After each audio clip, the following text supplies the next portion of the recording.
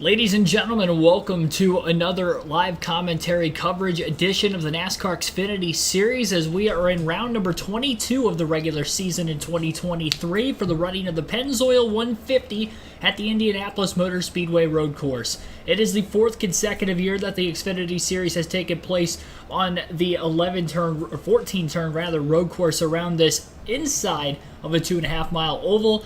And for today's race, I think we're going to have an interesting one to say the least over the course of these 44 laps. Be sure to like and subscribe for more daily NASCAR content. This is the second leg out of 3 on our NASCAR live commentary coverage for the Indianapolis race weekend. Last night, the Truck Series ran at the Indianapolis Raceway Park, half-mile short track. Pretty good race. Ty Majeski won it. That was the first playoff race for the Truck Series, so he's locked into the round of 8 of the playoffs. And we still have the NASCAR Cup Series race tomorrow, which is the third to last race of the regular season. Still 5 races to go in the regular season, though, for the Xfinity Series because they don't have as many races in their playoffs compared to the Cup side, so they'll be the last of the 3 series to start their postseason. So there's still plenty of races for drivers who may not have a win yet that are inside the top 12 in points to try to get those extra playoff points before the postseason starts, as well as for drivers that are below the cutoff line trying to make up ground on points over these next 5 races as well.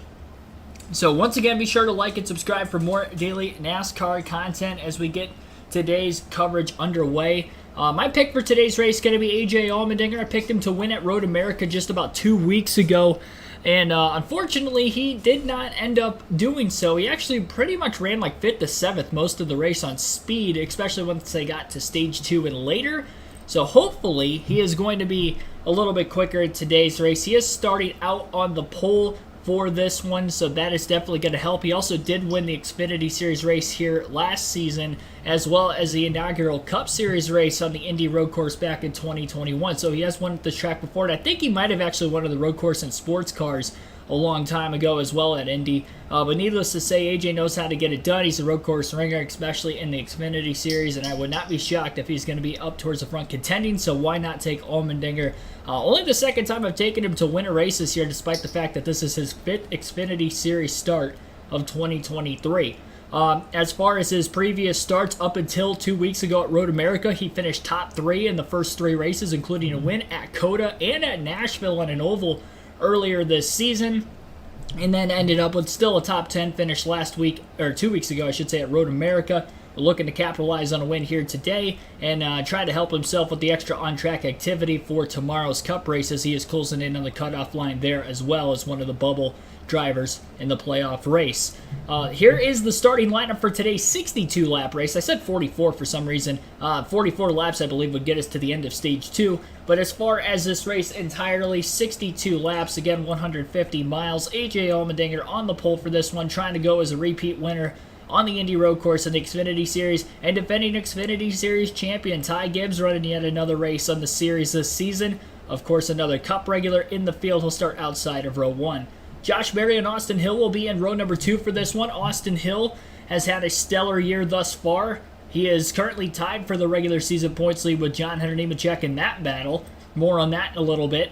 Daniel Hemrick and Cole Custer will line up in row 3. Hemrick, one of the last drivers above the cutoff line on points coming into the day, and Cole Custer has 2 wins on road courses this season. Ross Chastain is going to be the third and final of the Cup regulars in today's field. He'll start in the inside of row 4 with John Hunter Nemechek, again tied for the points lead with Austin Hill. He'll be on the outside of that row. The 91 car is going to be a Mario Gosling-owned car as well that Chastain is running, one of the few races he has ran this year with that organization. Sheldon Creed and Riley Herbst will be in row number 5 for this race. Creed has had some good runs on road courses, still looking for his first career Xfinity win. Same goes for Herbst. Preston Pardus, one of the road course ringers in the number 50 car, will start on the inside of row 6 for today's Xfinity race. And Parker Kligerman, who is the last driver the first driver outside of the cutoff line coming into today's race, looking to capitalize. He's also been strong on road courses this season. Justin Allgaier and Jeb Burton, each with a win this season, will be in row number 7. Allgaier's led a lot of laps recently, but no extra wins to show for. Still sitting at 1 on the year, which came all the way back in Charlotte in May. Sam Mayer and Connor Mosack will be in row number 8. Row number 9 will be Sammy Smith and Chandler Smith. Surprising that Sammy started this deep in the field. He's been pretty good on the road courses this season, but not a good qualifying effort earlier this morning. And same goes for Chandler Smith, despite the fact his teammate is on the pole. And his other teammate also starts inside the top 5. Josh Bilicki and Jeremy Clements will be in row number 10. Clements, a former Xfinity Series winner, of course, won the Daytona night race a season ago. Kaz Grala and Miguel Paludo will be in row number 11. Row 12 will be Brett Moffitt and Parker Retzlaff. Brandon Jones starting deep in the field again today in the 25th position in row 13. Alex LeBay to his outside. Good road course racer is LeBay. Sage Karam and Andre Castro will be in row 14. Karam had a top 3 finish at Road America 2 weeks ago, starting much deeper in the field today. He's got a couple extra Cup regulars racing in this race as well, but we'll see what he can do in the 45 car. That is a different car that he did run a couple weeks ago. He ran the Sam Hunt Racing 26 car. That is not the case, though, for today's race. Kyle Weatherman and Ryan Sieg will be in row 15. Brad Perez, Anthony Alfredo in row 16. Row 17 is going to be Ryan Ellis and Josh Williams. Row 18, Brendan Poole and Kyle Sieg. And rounding out the 38-car field today will be Joe Graff Jr. and Blaine Perkins in row 19.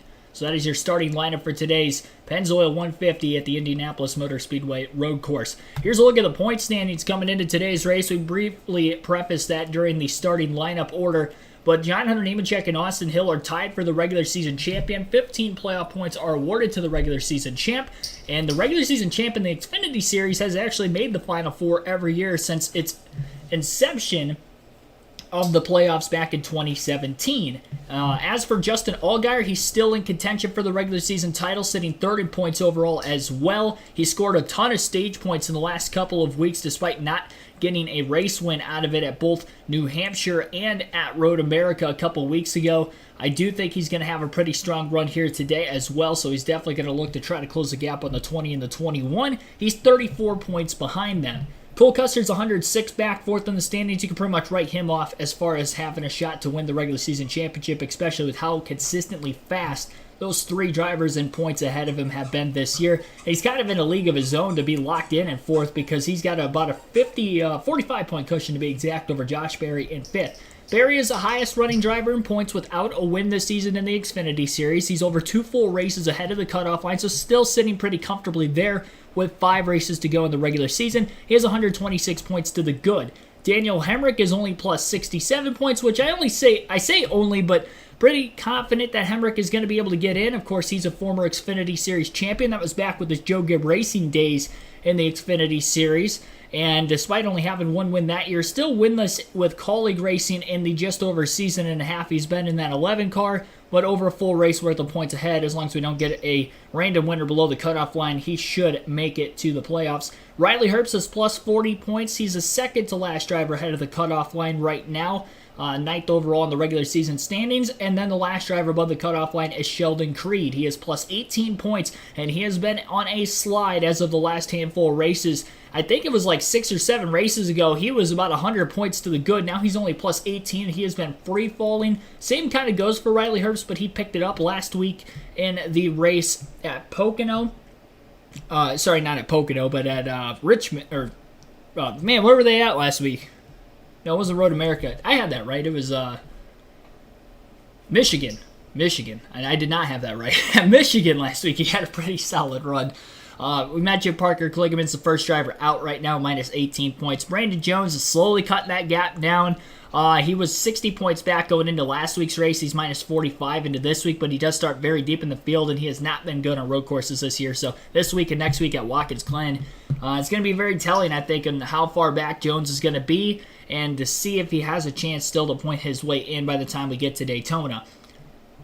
Drivers who are locked in with a win that I didn't mention yet as well, obviously John Hunter Nemechek and Austin Hill tied for the points lead, but they have the most wins this season. 5 wins for Nemechek, 4 for Hill. Justin Allgaier has that 1 win at Charlotte, as I already mentioned, and Custer's 2 wins came on road courses at Portland and Chicago on the street race. Sam Mayer with 1 win this season as well, came just a couple weeks ago at Road America to lock himself into the playoffs. Chandler Smith is locked in with a win very early in the season as well. Sammy Smith had a win very early in the year at Phoenix, and Jeb Burton won at Talladega. So even though he's outside the top 12 in points, he is locked in with a win. So that is the overall points outlook coming into today's Xfinity Series race, and hopefully we can get this one in uninterrupted Of course, with it being a road race, if there is rain, they will be able to race through it. It's just potential lightning. I know there's potential pop-up thunderstorms where I live. I live about 3.5 to 4 hours away from the Indianapolis Motor Speedway, so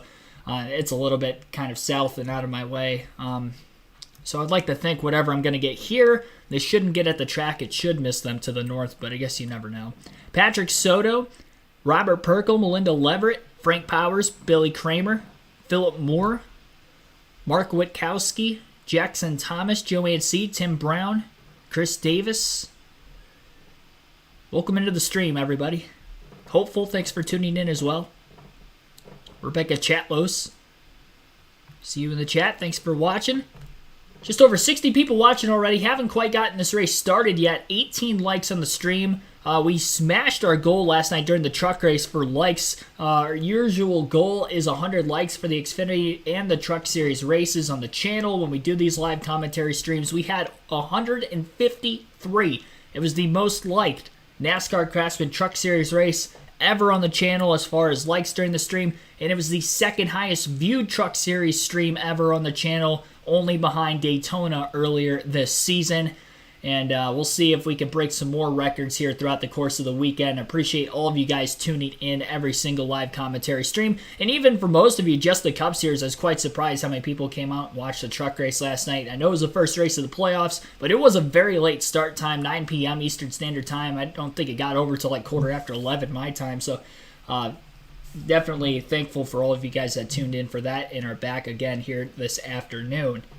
Our Cup Series live commentary stream tomorrow will begin at 2 p.m. Eastern Standard Time with our pre-race coverage. Cars are on the racetrack right now as we're about to get the green flag waved here in a couple of minutes for last-minute updates on your favorite Xfinity Series drivers. Excuse me. Here is the NBC booth. Races on the USA Network today, by the way. It doesn't matter if you're racing on the oval, the road course, the dirt track, or even the USA Network is where you can watch this race live. The Indiana boy is going to win it. Kyle Lance, Regine Huddleston, Patricia Bateman, welcome. Allmendinger wins at Indy again. Indy, baby, let's go!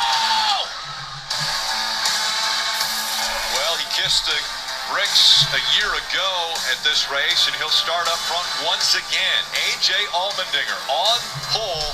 And it's going to have to go through him if any of these drivers want to get to victory lane. You're right there in row 2. Josh Berry still looking for his first win of the season. Kind of surprising. On the next page, Justin Allgaier, road 7, 3 road course wins in his career. Right behind him, Sam Mayer coming off that first career win at Road America. Miguel Paludo in row 11 there. So good at road course racing. A little bit difficult of a starting position for him if he wants to work his way up through. See Sage Karam also back there in row 14. A bunch of cars going to the back, mostly for unapproved adjustments. It's been a busy day, right? They practiced kind of in the wet, converted to the dry, so not a lot of track time. Saw Jeremy Clements, some other cars that are pulling over, indexing their wheels, getting ready for the start of this one before the green flag flies. Let's go to pit road and get a few more stories. We'll start with Dave. Well, Rick, I agree with Steve. It is surprising that Josh Berry in the 8 car has not won this season. He's won 5 times in the series. He's headed to the Cup Series next year. So what about today can he create in Indianapolis memory? He's pretty good on the championship right now. He's in the playoffs by points. Highest points getter without a win. So we shall see if he'll take some risks and maybe put his name on the trophy here at Indianapolis. Kim? Well, Dave, Daniel Hemrick is still looking for his first top 10 at the Indy road course. So what did he do to prepare for this weekend in hopes to improve his performance? He told me he went back and watched last year's race with a little more emphasis than usual to really study what the successful drivers here do, specifically how they're attacking parts of the track like the S's to improve time, studying what they do on restarts.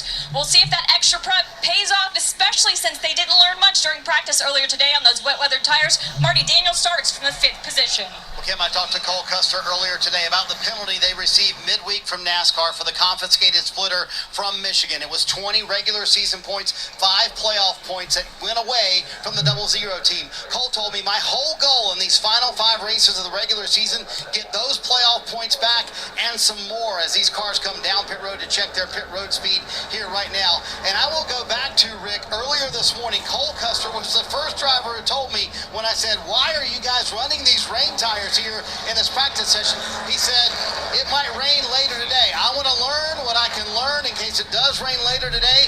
And look at the radar. Cole Custer, a little weatherman. That worked out pretty well. Has that knowledge from practice earlier this morning. I'm sure that knowledge will be key today. Clairvoyance for Cole Custer. All right, Steve, remind us this course, because it's not something that you typically see when you come to Indy. Well, much like the oval, you do cross the famous yard of bricks, but going the opposite direction, 170 miles an hour down into this right-hand turn one. They have to downshift, brake heavily, all the way down to 50 miles an hour, and then it's kind of a left-right complex. You see how flat the racetrack really is. This is kind of the north end of the road course. Turn 3, not quite 90 degrees. Turn 4 is really the key corner here because it sets you up for a very long straightaway, and it looks like there's some corners in the straightaway of 5 and 6, and they're listed. But the drivers are going to try to shoot this dead straight. You see from curb to curb, and this goes to the fast back straightaway. A little slower, about 15 miles an hour slower than the front stretch, but a huge passing zone into turn 7, a very flat left-hander, easy to overdrive, and you see there's really no reference, no elevation change.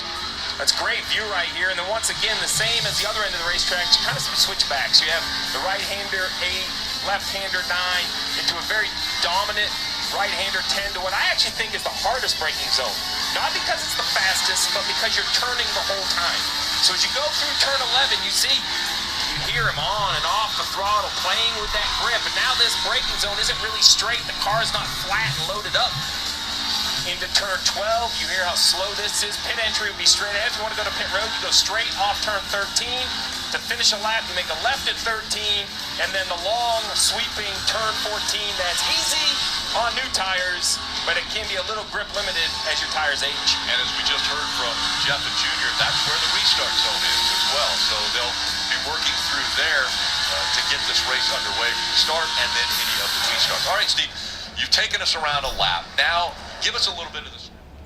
20, 20, and 22 will be the stage splits for today's race. Pit road speed 40 miles per hour, and the fuel window will be 28 to 30 laps in this 62-lap event. With that being said, these guys can make it on about 2 stops for a full tank of gas. We'll see if somebody tries to make it in 1, and that is important because we will not see any cautions during the stage ends today, with the Cup Series also running here on the same road course tomorrow. So again, there will be live pit stops for this Xfinity race, not something we've seen on every Xfinity Series road course race this season because of the standalone events like just 2 weeks ago at Road America, but this week it is not a standalone event, so we will not have stage ends. Very dark clouds around the racetrack right now. There is a brief pop-up shower that is maybe expected to hit unless it fizzles out in the area. Drivers will start this race on slick tires, and we'll see from there how this race will go according to potential rain, and we should be able to race through it because I don't think it's going to be anything too heavy according to the radar. Pace cars on pit road. Geico restart zone moved to turn 14, similar to the Chicago street race earlier this year. That was also moved to try to spread out the restart just a little bit. Green flag is in the air. We're already racing, and there was a lot of lane changing going on right before the start-finish line as A.J. Allmendinger was able to clear the 19 of Ty Gibbs. Gibbs was shaking down to the bottom, couldn't get to him there. Gets back to the outside of Allmendinger into turn 1. Couple cars 3 wide, a little bit further back in the pack, but nothing too treacherous going into that first turn compared to usual at this road course. And Allmendinger will hold on with the race lead through turns 2 and 3. Gibbs remains in the second place position, and a side-by-side battle for third between Josh Berry and Austin Hill, where Berry will win that battle into the chicane now, heading towards turn 7, the second longest straightaway of the racetrack as they get off of that little bus stop chicane. Huge drafting opportunities now to try to maybe make it past going down to the inside lane into turn 7. You pull out a line trying to make that pass into that corner, and it creates a very sharp angle corner to make even sharper. Very hard to get the throttle down, especially with the S's coming up soon after that. Couple cars still side by side though through turns 8 and 9, headed now into the inner loop in 10. Ty Gibbs is still hot on the tail of race leader A.J. Allmendinger, charges hard into 11. Looking to the inside, that'll be the outside into the next corner. Gibbs going to arc it off a lot wider on his apex through 13 as he tries to charge on Allmendinger, who seems to be struggling with a little bit of rear grip, which was definitely his problem at Road America a couple weeks ago and took him out of a shot to win early as he was fading back quickly once he lost the lead. We'll see if that'll be the case here today. He qualified on the pole at Road America still, even with that being said, and the same goes here today at Indy, so that is why that is going to be something close to watch on that 10 car in the early laps.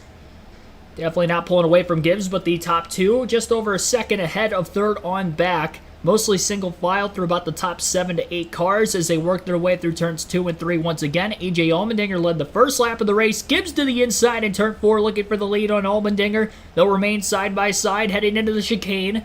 Gibbs going to back out of the gas. Very smart move by the young Ty Gibbs. Realizing that that was going to be probably the worst corner to try to go side by side on.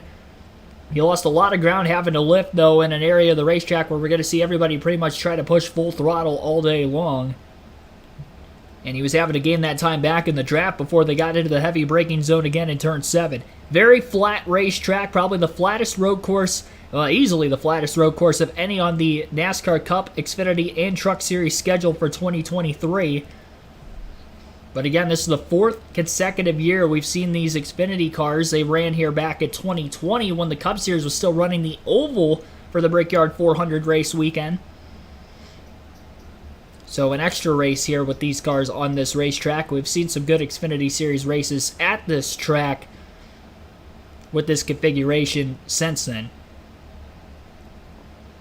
Gibbs really closed in the second half of lap 2 to get back to the back bumper again on AJ Allmendinger as he stays in the draft on the main straightaway. He now pulls out of line, maybe looking to make a pass into turn 1. He's going to go for it. Heavy braking zone once again. Hard 90-degree right-hand corner. Gibbs is going to be able to take the race lead away from AJ Allmendinger. Allmendinger trying to get back alongside Gibbs with the crossover, but he's not going to be able to do so in turns 2 and 3, and Gibbs to the lead for the first time today. Josh Berry still remains in third, about a second off the race lead. Not too heavy battling going on side by side that has really slowed those top 2 cars down, so Berry was not able to capitalize and close in on Allmendinger after Gibbs had made the pass for the lead in turn 1.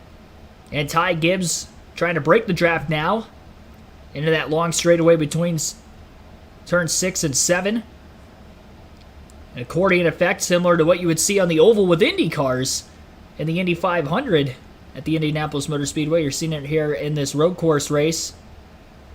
These 2 long straightaways, some of the longest straightaways of any road course on the schedule, let alone this track, and there's 2 of them, so definitely a lot of passing opportunities despite a very tight racetrack. And again, the lack of elevation changes with how flat this track is as well. Lap 3 going to be in the books. Dark clouds still shadowing over the Indianapolis Motor Speedway, but no rain has fallen to this point, so we continue to stay green. Now, because this race started with slick tires, if it does rain, then there would be a caution for teams to elect to throw rain tires on if they so choose.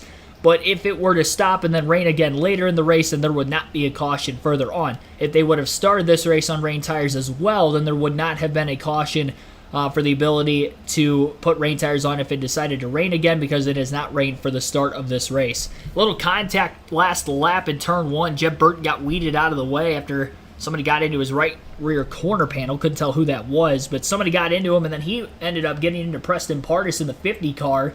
Both cars ended up going off into the grass, not as wide as what Pardis did, but Jeb Burton did lose a couple positions out of it as he falls to about 20th. I think he qualified just inside the top 15. Barry's got a lot of pressure now from Austin Hill and Cole Custer. Hill all over the back of Barry through turns 8 and 9 in the S's as he tried to move Barry out of the way. Very sharp angle corner there for Hill as he overdrove it, almost completely undercut the corner.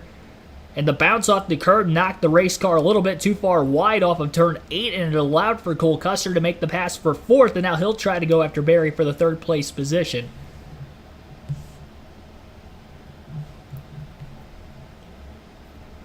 Hill gets into the back of Custer in turn 13. He's definitely using the chrome horn here in the early laps.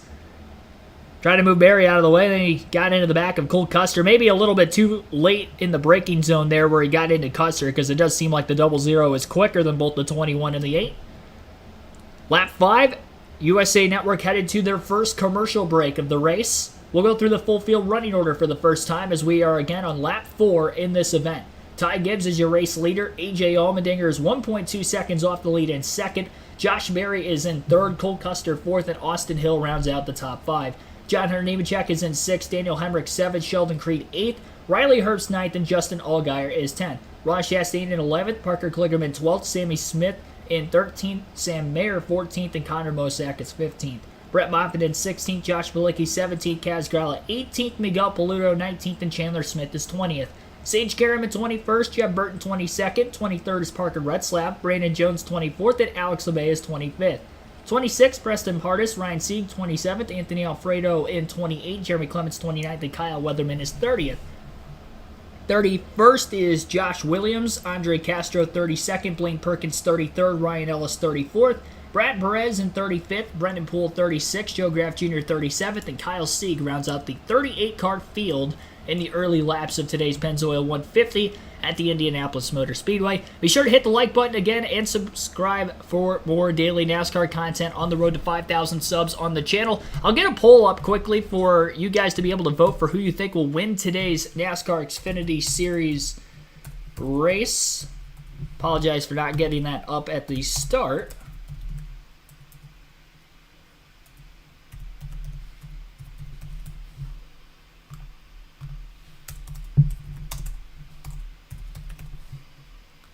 And I'll put at least who looked like the early favorites in these opening laps.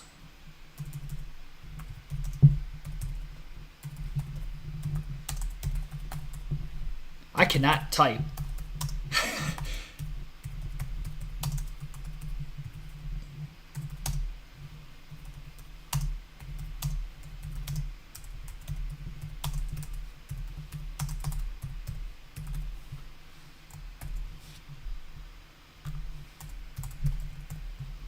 There we go. Polls up in the chat. We'll close this just after the end of Stage 2. Esteban Tobar Souza, thanks for tuning in. NASCAR Vintage 17, Team Penske fan. Coil J-Rod fanboy. Also welcome into the stream here over recent laps.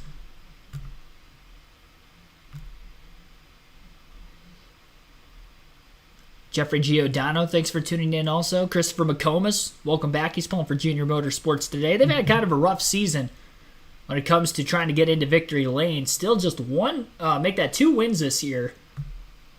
One for Allgaier, one for Mayer.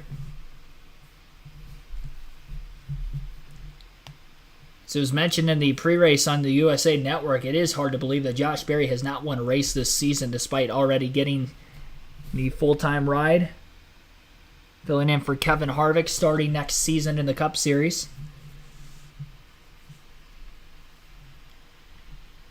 So there are some raindrops in the aerial cams around the racetrack, but no major rain falling right now on the racetrack. 3 wide into turn 1. Miguel Paludo in the 88 trying to make a pass on a couple cars. Chandler Smith may be able to get around Paludo as a result. And there are definitely raindrops now on the Indianapolis Motor Speedway, and it is going to be very interesting to see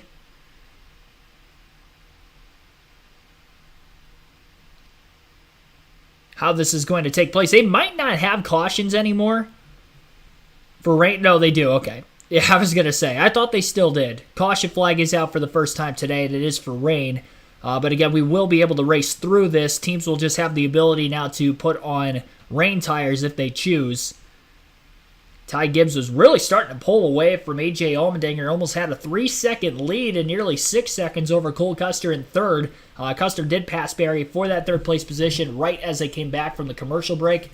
Currently lap 7. Again, our first caution of the race today for rain. They will be able to race through it, but the teams will have an ability to put on some rain tires if they choose right now, which would be interesting to watch. JW Arizona, thanks for tuning in. Patty Rumdy Creations, welcome to the stream as well. Patty's going for Ty Gibbs. Gibbs looking quick. I picked Allmendinger in the pre-race, but Gibbs is looking to get back into victory lane here in this Xfinity Series race today. He has not won any of the Xfinity races he's ran so far this season. He was eligible to run in 7 races. If you're within the first few seasons of your NASCAR Cup career, they allow you to run up to 7 Xfinity Series races, and I believe only 5 for drivers who have been in the Cup Series for longer than 3 seasons. So that is why Gibbs is still running yet again today. I believe this is his 6th start. I'd not be shocked if he is in that 19 car again next week for Watkins Glen. Big Dog, thanks for tuning in as well. Gibbs was very good on road courses in his Xfinity Series tenure. Of course, his first career win came on a road course in his first career Xfinity race, and that came at the Daytona road course, which also had a bit of rain in the beginning portion of that race, so he's accustomed to these cars trying to race in the rain, as is most of the field, really, especially this year, the way the racing's gone. Had some rain tire racing while we were at Chicago for both the Xfinity and the Cup Series races. I believe they started both the races on rain tires. Braves smacked the Mets 21-3. I saw that, and I didn't realize they were playing a doubleheader until like after the fact. I'm like, oh geez, they got to play again. I would not be willing to go play another game after you get crushed 21-3. My dog just farted. I don't know if you guys heard that. That was pretty loud. She's cracking rats over here. My sister's dog, I should say. She's sleeping right now, too. She just slept right through it.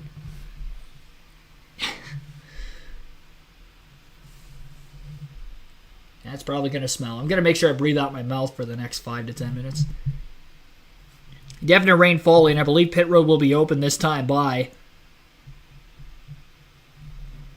They don't have to take rain tires if they don't want to, but the rain is definitely starting to slowly pick up. And NASCAR will definitely monitor this as closely as they can as far as if the track surface begins to be too wet, that they don't believe it will be safe enough to race. But I don't believe that'll be an issue, at least for right now. And the sooner we get back to green, the more heat that they're going to be able to keep in the racetrack, and with the treaded rain tires as well, I would like to think that it's not going to become too damp, at least immediately, with this rain. It didn't look like it was a very big shower that was approaching the racetrack right as they were going green, according to the radar. Leaders are headed to pit road, and you guys will get to listen in. I don't believe these are competitive pit stops, so because they are making the switch to rain tires. My pedal is good on initial hit, then as I downshift, it goes to the floor. So looking at the race car, there's grass right there, Steve, on those covers. Right, it's everywhere on the brake duct holes, but not on the grill screen as much. And so you would think the temperature is rose on those brakes. They're not cooling well enough. Somebody may have went off the racetrack in front of him to put that debris on the brake ducts, and they'll try to clear that off. Yeah, and then he's also, what he's describing is interesting, right? Because the initial pedal is good, and then it starts to fade. So I don't know. And he says it's under downshift. So I don't know if it's a mechanical issue that, as you downshift, it's a vibration that's causing some inefficiencies in the brakes. Doesn't sound very comfortable, though. Not sure I would like that. Well, that's what I was going to say, is not only is it's scary, I mean, because as a driver, when you hit that brake pedal, that's the sign, I've got it, I'm going to slow down. And when you downshift, you're expecting that brake pedal. And when it goes to the floor after you have initial brake, that is very unique. And that will get you in trouble, get you wrecked, get you into the back of somebody else.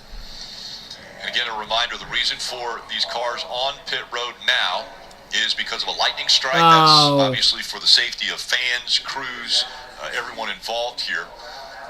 They will have the drivers get out of the cars, and a lot of the crew members are going to probably cover them up, just because it has started to rain here a little bit harder now. Yeah, there's a band of showers going east to west, coming through the area. And hopefully that's going to be all we have to deal with. And once that's out of the way, we should be good to go. Looking at the radar, it's going to be a temporary pause in the action. There's that radar you're talking about, Junior. Yeah, so the lightning strike, I mean, we got some building there just north of us, and hopefully that's not going to get worse. But that little band right there is going to create a delay. But this series has dealt with some curveballs today. Practice and qualifying and wet racetrack and a drying racetrack and running on rain tires and starting the race on slicks. The weather and Mother Nature doesn't do you any favors. And as a race fan, I'm frustrated by the Lightning because we were getting ready to see some really tough positions for these drivers and crew chiefs to decide if they needed to come, if not. You mentioned the rain, but it kind of just, I guess it looks like it's picking up a little bit now. So, look, if we can get the Lightning out of here and we get a wet racetrack, they will restart in the wet. Yeah, we've seen very entertaining racing on a wet surface.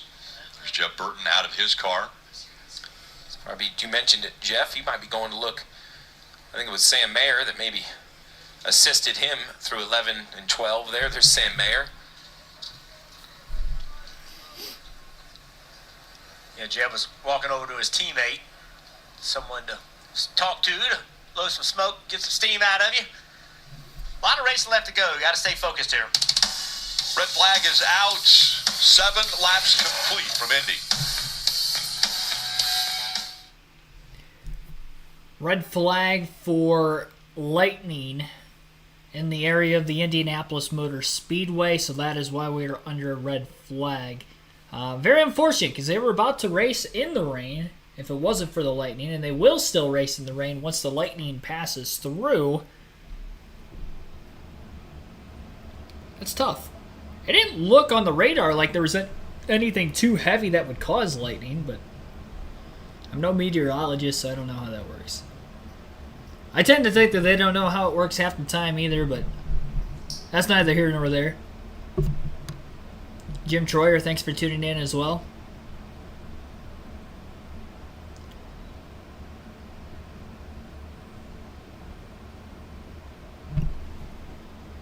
Crazy race that we were about to see, and now we are in a stoppage. The worst part about this is the amount of daylight that we have at this racetrack. There are no lights at the Indianapolis Motor Speedway, so this does have to finish before sundown. And if I'm not mistaken, I believe that means that we are going to have to get this race in before 8:30ish Eastern Standard Time, which is only about 2.5 hours from now. So very, very hopeful that the Lightning moves through very quickly.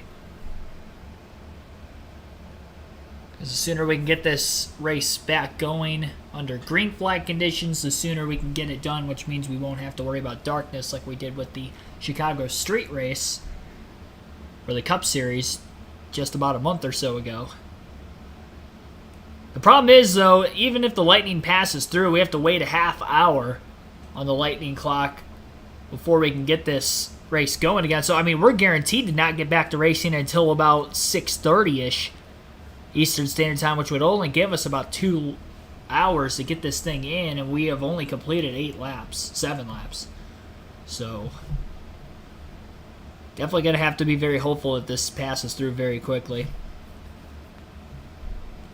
When I come back from the commercial break, you'll get to listen in to some of the reports, and I'm sure we'll see some driver interviews in there as well.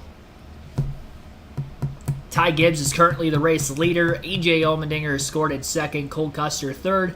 Josh Berry fourth. Austin Hill is in fifth. Brings the opportunity for drivers to discuss a little bit. And, well, Sam Mayer was, I believe, discussing with Jeb Burton there. And it didn't look like Jeb Burton took the communication very well, guys. Yeah, when they get in the corner here, everybody's kind of bottled up, and Sam Mayer just drives in the corner and just runs into the back of Jeb Burton. Jeb actually does a pretty nice job of saving the car. The 50, Preston Pardis, he really got it bad. Look how many positions he loses. And it makes you angry. You know, you work hard. Jeb and that team, they've done a really nice job. Sam, won recently. He's driving with some confidence. He's trying to explain to Jeb, hey man, this happened, and Jeb's not buying it. That's not uncommon for this series, or any series for that matter. Jeb and that team had the 8th best average finish in this series this year. They've completed the most laps of all drivers, and for that team, that's a great accomplishment. That's got them in the playoffs, and they're building that team. They're building that team up. Jeb's done a nice job. Sam Mayer, we just mentioned it. He won a few weeks ago. He's learning how to race in this series, and kind of experience versus youth right there. Yeah, I have to give Jeb a lot of credit for what they've been able to do with that team. And I remember when Josh Berry drove that car and what the team was trying to do, what they were capable of, and how much Jeb, he's almost a veteran now of the series. So how much he's really been able to up their expectations. It's not really about building better cars. It's really trying to change the culture in it and what they expect to do when they go to the racetrack. And that's run up front. You see his name, Jeb Burton, right there, currently in 7th as far as the wins. Everybody in yellow that has a win already this season locked into the playoffs. And again, with 5 races to go until the playoffs begin for the Xfinity Series, there's still a lot of opportunity. But does anybody stand out as far as someone who you've got to keep your eye on and maybe a championship favorite? Well, so I think, when you look at favorites, you have to go right to the top, right? Nemechek and Hill with 5 and 4 wins. They've really stood out really all year long. But when you go to the drivers that aren't in yellow yet, some big names yet to have won. Barry, Hemrick's a champion. Creed's right there at the cut line. But how about Brandon Jones back there in 14th? I think it's been a little bit of a slow start to the year at JRM for Brandon Jones, but he had really decent speed at Michigan. And when you talk about this series, runs a little bit longer, right? We still have Darlington and Kansas. So I think if Brandon Jones could stay within reach through this road course stretch, he could make a run on those final few races. And you would say that about Brandon Jones, but you wouldn't give Chase Elliott the same benefit of the doubt in the same scenario on the Cup side. So I'm surprised to hear that, Steve. But I don't, Brandon Jones being so far back, and he's not had the speed at the road courses. So I think, hinging his bets on just having good enough runs at Darlington and Kansas and even Daytona aren't enough. I think that team has to think win. I think they got a pit strategy to win and show up with cars that can win. So that's the way. I feel like they're out of it in terms of being able to point their way in at 67 points back.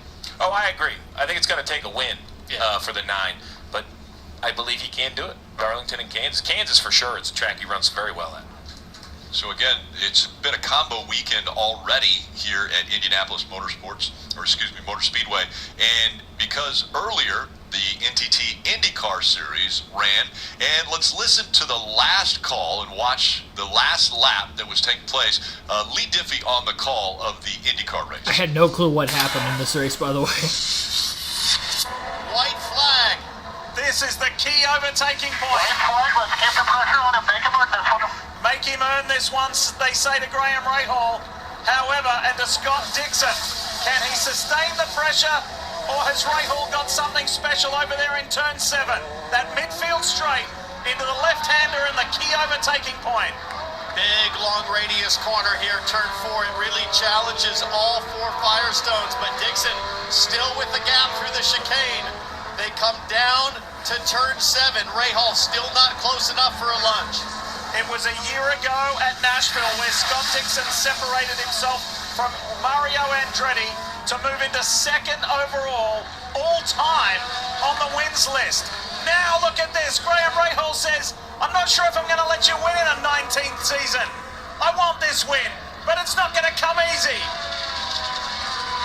Dixon into turn 12. Rahal is throwing everything at it, but the overtaking opportunities have run out. What a comeback from Scott Dixon after spinning on the opening lap. And in 19 consecutive seasons, Scott Dixon is going to be a winner again. Spin to win. Dixon has done it in Indy. Spin to win. He spun early in the race, got hit from behind, spun into the grass. They came on a different strategy, Steve, and you noticed it right away when we were watching that race that he could be in a position where he could overtake the lead just on the different pit strategy. Well, Scott Dixon, an extreme veteran of that sport. He's one of the real masters at keeping pace while saving fuel, giving his team an option. And that's really what they did. Him and strategist Mike Hell kind of come up with an idea on the radio, and it worked. And I hated it for Graham Rahal. Graham, this racetrack has been good and bad. Just in May, he missed a 500. He came back and sat on the pole for this road course race, and it was going to be an amazing story, but so much is, real real sports, right? Just because you're a good story doesn't mean you have a chance. And you got to applaud Chip Ganassi's entire organization and Scott Dixon kind of finding a way, even with a rough start, to get to victory lane. Yeah, I mean, he's eternal in his performance and abilities. He's got the experience, but also still at that level to be able to have the reflexes, stamina, and speed, and the pace to go out there, right, to win these races. It's incredible. We get those kind of drivers, I think, once in a generation. And so, he's a legend. We're getting ready, we're watching him sort of in the twilight of his career, yet still able to go out there and be the best. Yeah, 6-time champion, 19 straight seasons with a win, 54th win. Dixon is clearly great at what he does, but Graham Rahal has to be heartbroken. He had by far the best race car, qualified on the pole, led the majority of the race, just had the best car, had the most speed, and you got to go back and remember he missed the Indianapolis 500, was not fast enough to qualify into the show, did sub and did run that race, and then come back and sit on the pole and have a chance to win that race. That has to make them feel good, but having a car that fast and not winning with it also has to be heartbreaking at the same time. Again, that was earlier. We saw the sun out then. Well, the sun has come out again. We're under a lightning delay here. We'll talk to drivers when we come back. It does seem like it is picked up with it did pick up for a little bit from some of the camera shots that they had across pit road and on the main straightaway. But it has lightened up just a little bit, so it seems like this storm is passing through fairly quickly, and hopefully, again, we can get back to racing shortly. They do not have to dry the track off completely. We just got to wait for the lightning to roll out of there for at least a half hour, and then they can get the engines fired back up again. And hopefully we see the conclusion of the race today in its entirety, which would be 62 laps. It's going to be tough to get this in before it gets dark. I think that is definitely going to have to be in the eyes of some of these, not the eyes, but the brains of some of these crew chiefs to make strategy calls to get the drivers up there. We don't want to have the same situation we had with the Chicago street race where the field gets flipped because of an ending to a race not going to the original ending as it was scheduled, but you have to imagine that could be possible once again here today. And the reason for the later start time is because the IndyCar series was racing earlier today, and they couldn't even run the IndyCar race in the morning and get this done earlier because they had Xfinity Series practice and qualifying this morning. They had Cup Series practice and qualifying this morning. If I'm not mistaken, I think IndyCar might have had something this morning as well. I could be wrong on that, but regardless of the fact, I think they've been having on-track activity since about 9 or 10 o'clock this morning. So there has been nonstop action on the racetrack at the Indianapolis Motor Speedway, but unfortunately, the rain did not subside, and we're having to wait this out.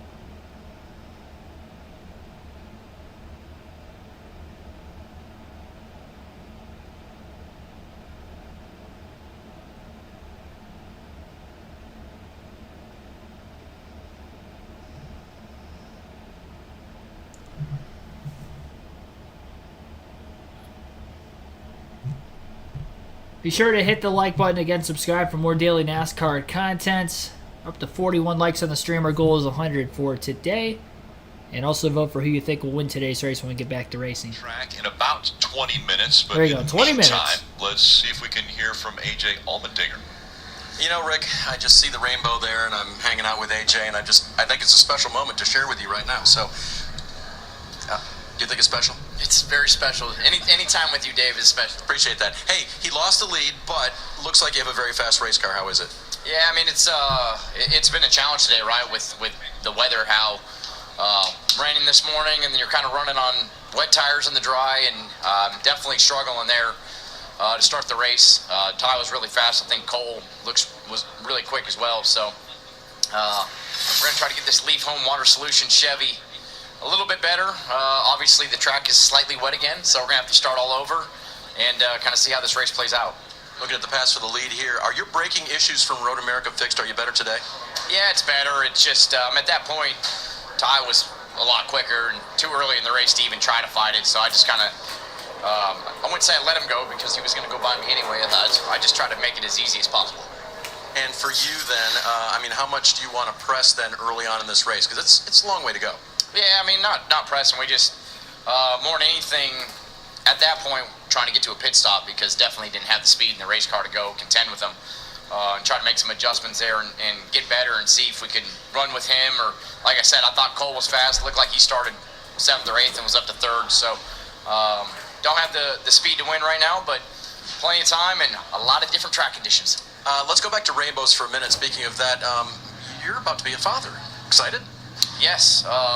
It's, first of all, hi to my beautiful, very pregnant wife at home. She was, I think, due on this past Monday. So he's just taking his sweet time, you know. I mean, why would he want to come out? He hears his dad yelling all the time, like he's screaming about golf or racing. So I think he's comfortable just sitting in there right now, but definitely waiting. So she's a trooper, though. She went and worked out yesterday. She's a beast mode as always. So we'll be ready whenever he's ready to come out. Allmendinger's going to have a couple winners, I think, in the next few days here. We'll see. Speaking of which, you've got 2 opportunities today and tomorrow. What will this race do, rain or shine, for your possibilities tomorrow in terms of what you gain knowledge-wise? I know the cars are very different. Yeah, I mean, they're just so different. I think more than anything, it's just laps on a racetrack always help. And our Cup car today was a struggle. We started 26, so we got a lot of work to do. It'd be nice to go out there and win this race and just have confidence going into tomorrow. We've got a lot of work to do. They're going to make it very tough on me to do that. So, but yeah, we're just trying to run some laps and keep getting better with each lap. Like AJ said, long way to go here, Rick. For now, we wait and we watch rainbows and sunshine, and I think the rain has stopped. Rain has stopped. Blue skies out in front of us. We see a rainbow tomorrow on NBC. The Cup Series will take to the road course here. That begins with countdown to green at 2 o'clock and racing at 2:30. And, of course, NASCAR America post-race show after the checkered flags, which will be streaming on Peacock as well. All right, so A.J. Allmendinger, where does he stand? Well, he's 24 points below. This is the Cup Series playoff standings. But with a road course here and Watkins Glen next week, that's got to be positive for him. But he's also around some guys that are great on road courses as well. Well, it was positive until Daniel Suarez sat on the pole. I mean, that's really the point, right? Is those other guys are very fast, but AJ does know how to win at the road courses without a doubt. And he's done it here at Indy, Jeff. Yeah, AJ Allmendinger, this is when before this team was full-time. This was, he came in here and took it to all the full-time teams. Now they race every week. Xfinity wins here. Yeah, Xfinity wins, Cup wins. He's been good, but tomorrow's a challenge. You talked about who sat on the pole. It wasn't A.J. Allmendinger. He started 26th. So he has a ton of work to do. And the guys that he is racing for those points, most of them qualified well. So he is spotting them a lot of spots right off the start. Well, the other thing that he has to deal with is not only really good road course racers that are part of the Cup Series, but also the international flavor that is a part of this race tomorrow. 7 different countries represented, and you look at Shane Van Gisbergen, who won at Chicago earlier this year, Mike Rockefeller out of Germany, Brody Kostecki of Australia, who races SVG all the time, Daniel Suarez from Mexico, Kamui Kobayashi of Japan, Jenson Button of England, and then, of course, the 33 drivers that we had just talked about that he races week in and week out, all on the track to try to take away the opportunity for him to get into the playoffs. He's got a lot of competition out there he's got to fight through. Well, I think everybody wondered what it would be for SVG to return at a non-street course, but qualified inside the top 10. I was impressed. And, Jeff, how about Brody Kostecki? He had trouble mechanically, didn't get a lot of laps, put up a great lap in qualifying. Now, unfortunately, had some damage, made some wall contact, so they'll have to repair that car. But I think there's a lot of blue sky, a lot of opportunity for that young man. I agree, and I actually think starting in the back can some ways be a little bit of positive for a guy like that because there's not a spotlight on him. He knows he's got to go forward. What does he have to lose, right? And so when you start in the front, that's where you want to be, Junior, but it shines the spotlight on you, puts pressure on you. Brody can take his time. He's not worried about stage points. He's not worried about anything other than being where he needs to be at the end of that race. Well, let's go back to Chicago where all of this international rage started with Shane going out there and qualifying well and then learning in the race and improving and putting down some amazing laps near the end of this event. At times a clear second faster than the rest of the field, just driving away to his win in front of an incredible crowd.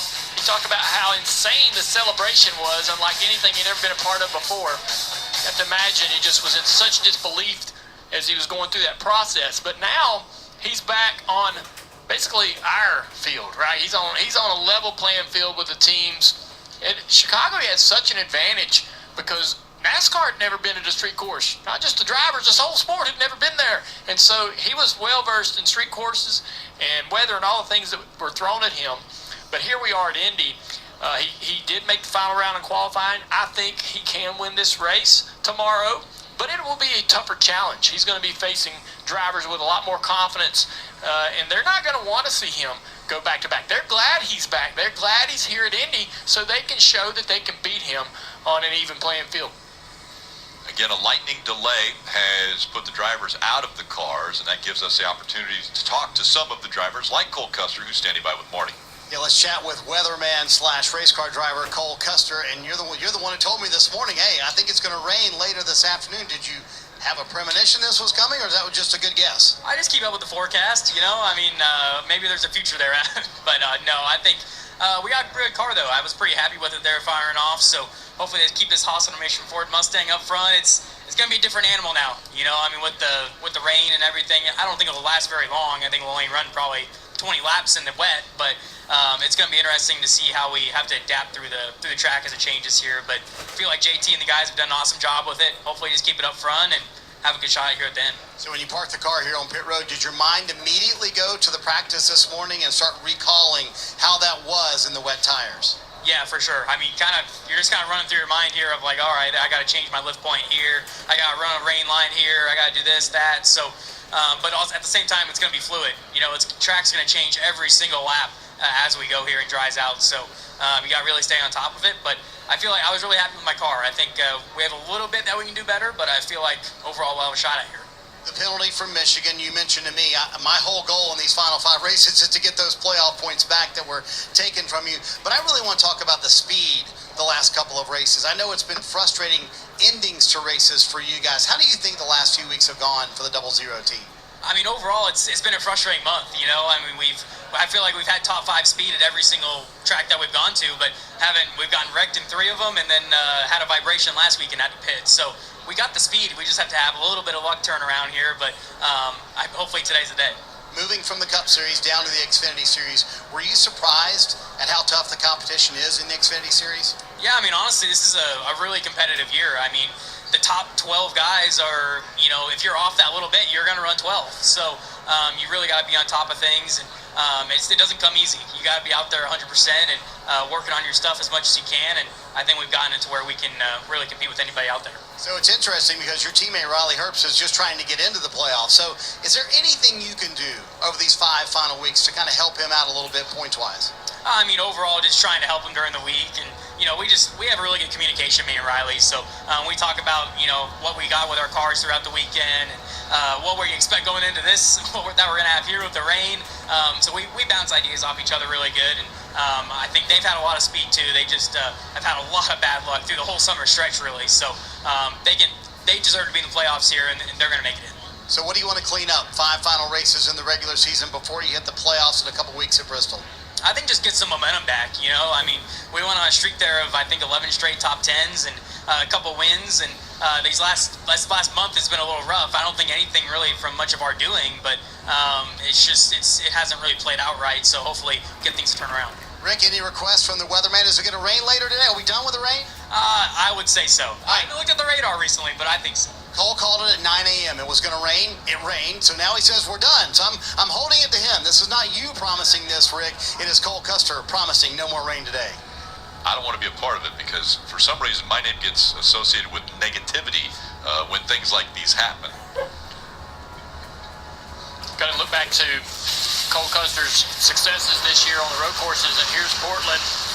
Late in the race, a lot of drivers getting over their skis and taking themselves out, and opens it wide open for Cole, and he was in position in this particular race in Portland to get the win, but then we went to Chicago and he just dominated there. So, you know, I know this was kind of a gift in a way to Cole, but it really got them the confidence they needed as he comes back to the Xfinity Series to try to, you know, get back to winning races and find his way back to the Cup Series. I mean, that's what this is all about. He's coming back down here to regain that confidence and show what he can do, and you know, he's looking at that Cup Series, trying to get back to that at some point.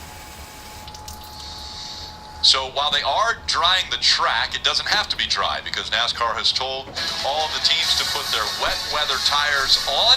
And we see the crews taking the covers off. They'll put the wet weather tires on. It looks like we'll get back to racing here shortly.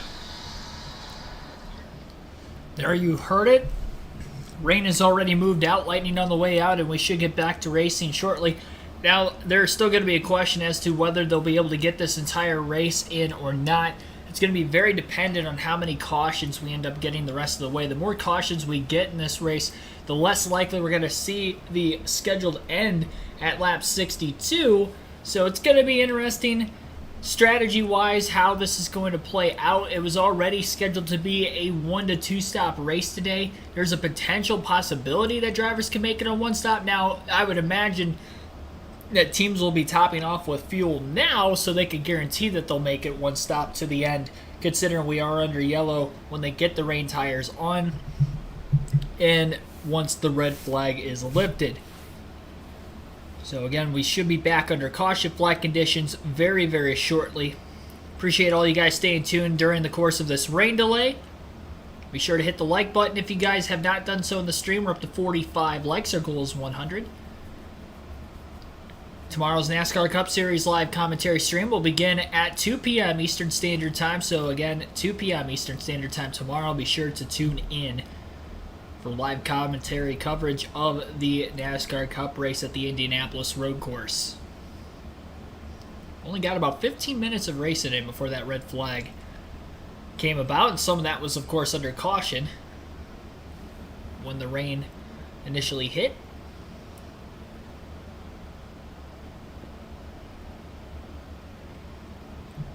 Pretty brief delay, though, all things considered. I think they went to red flag just after 6 p.m., so it's right about at the half-hour mark.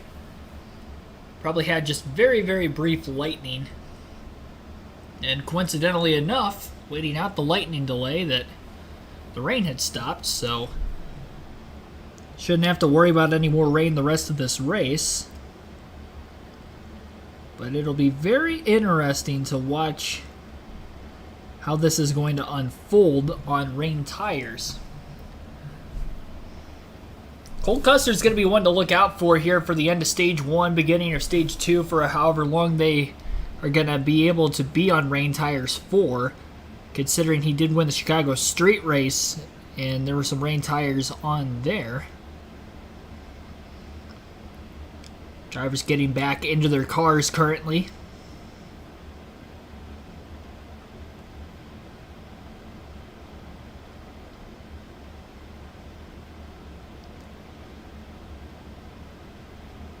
So we should get back to racing very, very shortly.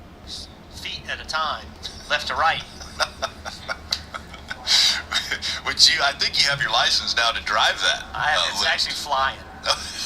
So this is an interesting decision, Yeah, right. So basically, you asked earlier what would happen if the rains came. They would have basically let the teams know they were allowed to put on wets. You could kind of put them on at any time. But now, because of the red flag due to lightning, remember, that's what stopped the race, not the rain.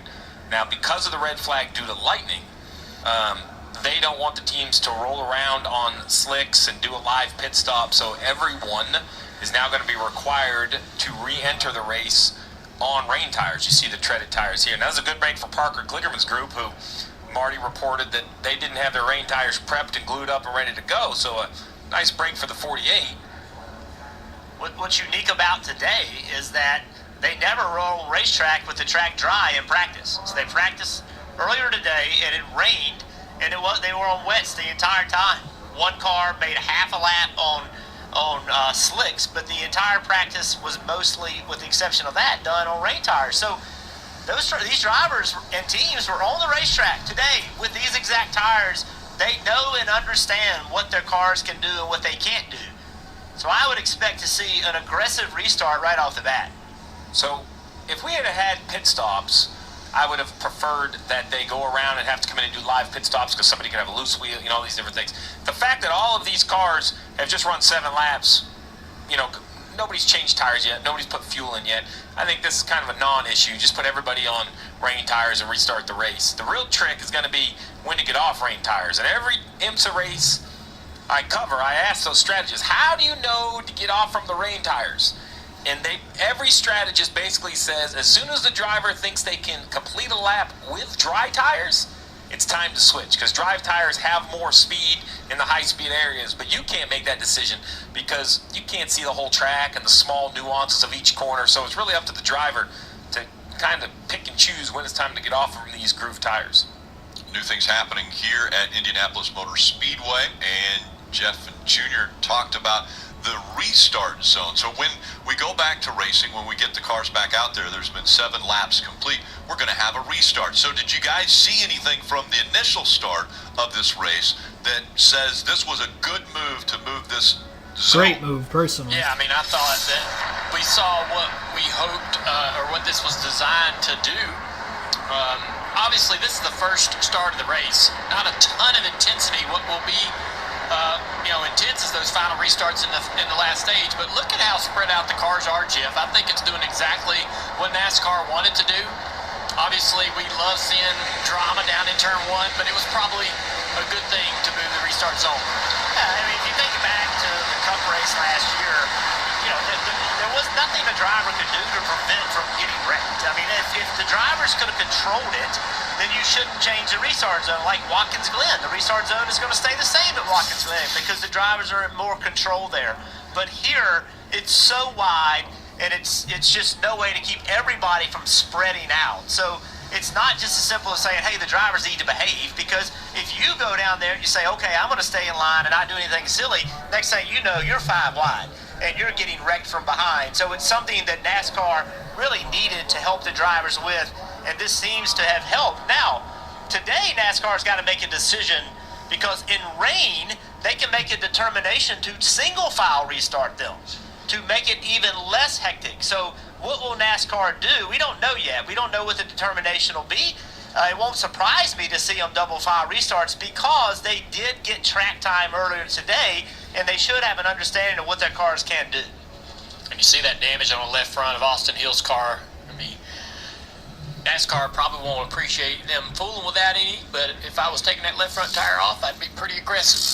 Trying to get that thing off there, trying to move that fender as much as I could. There it is. There you go. Yeah, you're going to pull that toward the front. Come out. Not coming off. It's not Tim Laddick's first race, but man, Good move, Timmy. Now this tire will go on a whole lot easier. We're not doing them any favors. Now that I move, we're good to go. The camera right there. You got to be like, oh, I can't believe you guys got a camera on me as I'm taking this Hey man, tire it wouldn't off. come off. It's stuck. So again, under a red flag condition because of lightning, they're putting on wet weather tires. Showers have passed through the area. Drivers have been called to their cars. We're about ready to get back to racing here at Indy. I agree with Jeff Burton there in the booth that they were not doing that team any favors while they were taking that tire off. That was the left front fender that was kind of bashed in a little bit on Austin Hill's race car. That was from contact that he made trying to move Josh Berry out of the way for position, as well as Cole Custer when they were battling for 3rd and 4th in the early laps of this race. I mean, he didn't put his hands on the fender trying to pull it out. He just went to pull the tire out and tried to use the tire to pull the fender out as he was pulling the tire off. Very creative. Dale Jr. called it too, and it's exactly what the pit crew member did. I'm curious to see if they're actually going to penalize Austin Hill for that. They may. I mean, the rules are you can't fix the fender under red. So, yeah, I don't know.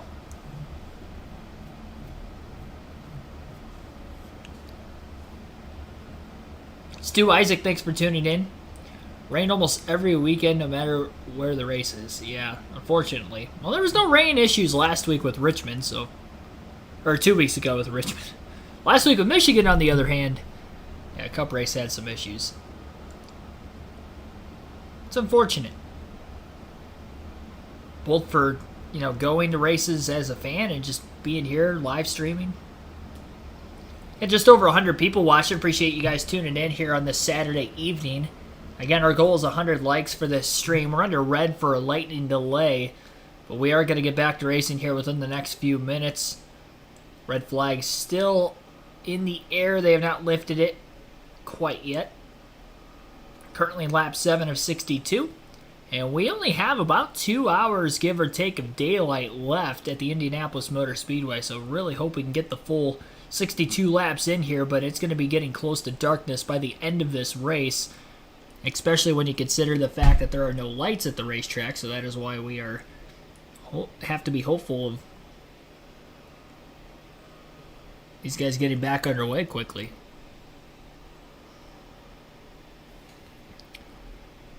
Here's Chris Rice standing in with Marty Snyder. We're here to make a non-competitive pit stop to put the rain tires on.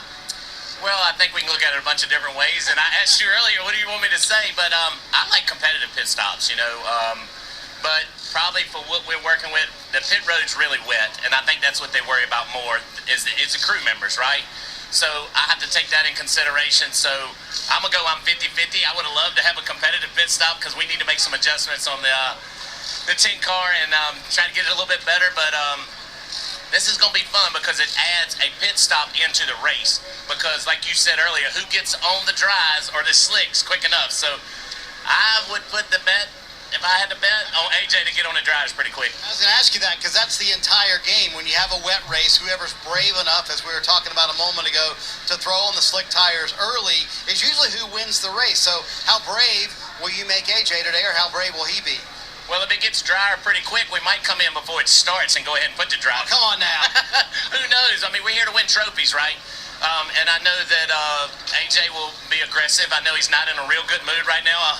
If you're listening back at home, you can go listen to how he's in a good mood. So we're going to be aggressive, and we're going to get on pit road pretty quick. And if that means it gets dry super fast right here, we'll start taking that chance. He still has his day job, which is the Cup Series car, and needs points and wins over there. So how valuable are these laps today, especially with the restart zone moved, all of that for tomorrow's race? Well, it's huge because you watch the restart there. The 19 car is definitely better than us right now, but he was able to get out and lead. He can watch how bad the race car is right now and try to work through it mentally. I think more than anything with AJ, mentally this helps him, right?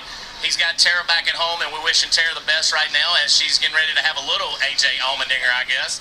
And so I think every lap he can have at this place will help him tomorrow. And we got a big hill to climb, but you know what? College racing's all about climbing hills. Yeah, so he's on baby watch. So, and he told me, I'm not going home no matter what. Are you behind that decision? Well, I had to FaceTime Tara. Like, I didn't believe him. He called me, and I would FaceTime Tara, and he says she's not here, and she was literally sitting right beside him, and she said, yes, I don't want him to come home. And I'm like, oh, sometimes I don't want him to come to the racetrack, so I guess we're a lot alike. But no, he's not going home. But, best wishes to her if she does have it while he's here. But I bet she has it on a Wednesday or something, and he has to be there, which is going to be the coolest moment in history for AJ Allmendinger. Yeah, that would be the best case for everybody if AJ's able to be there for the birth of his first child. But he swears to me, Rick, he said, I don't care no matter what.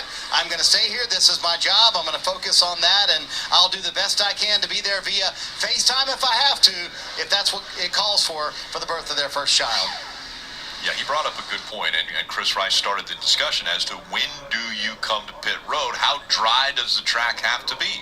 Well, so the rain tires, you can tell that the rain tires are on. The lettering, the Goodyear is white versus the yellow on the slicks you see right there. Really, it comes down to these guys will go out on these wet weather tires, and they will move a tremendous amount of water, and you will start to see a dry line, but it won't be there everywhere.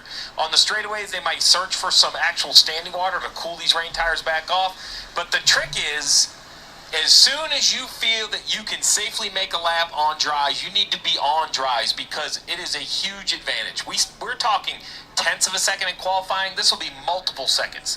The lap time will continue to improve. I mean, you look already. I mean, it's somewhat dry, or at least the standing water has moved. The Air Titan's moved so much standing water off that I think it's going to dry out pretty quick. Now it's easy for a crew chief to say because I don't have to drive through the puddles. See the AMR safety team out there checking it out. Yeah, we did see the Air Tundras out there earlier, moving a lot of that moisture out of the way and the rain off of the racetrack. We mentioned, though, they can run on a wet racetrack, and that's what we're about to see as they're putting the window nets up. They'll fire the engines and roll them off. They've got wet weather tires on now. Who will change the quickest? We'll have a restart when we return. About to have the red flag lifted, and I'm sure I am just like most of you guys sitting at home listening to the stream, watching the race, saying, we need to get this going quickly because we are under time constraints here with daylight and trying to get this race in at its full. I'm surprised they haven't mentioned that over the broadcast at all yet, but definitely mentioning it here, especially because we had seen this in the Cup Series at Chicago just a month ago in a very similar circumstance. Now, the only difference is this race did get started. That race did not, but we're only 7 laps in, so we basically have the whole race left to go yet this evening. Let's go boating. Sid for Brains, thanks for tuning into the stream as well. Robert Goodrich, welcome in. TRG Tornado, also welcome to the stream.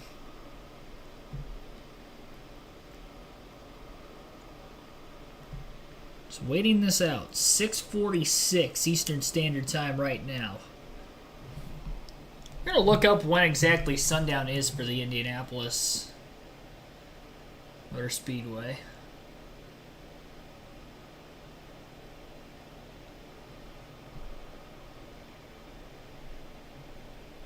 Let's see here. I'm going to go onto the Weather Channel app. Speedway, Indiana.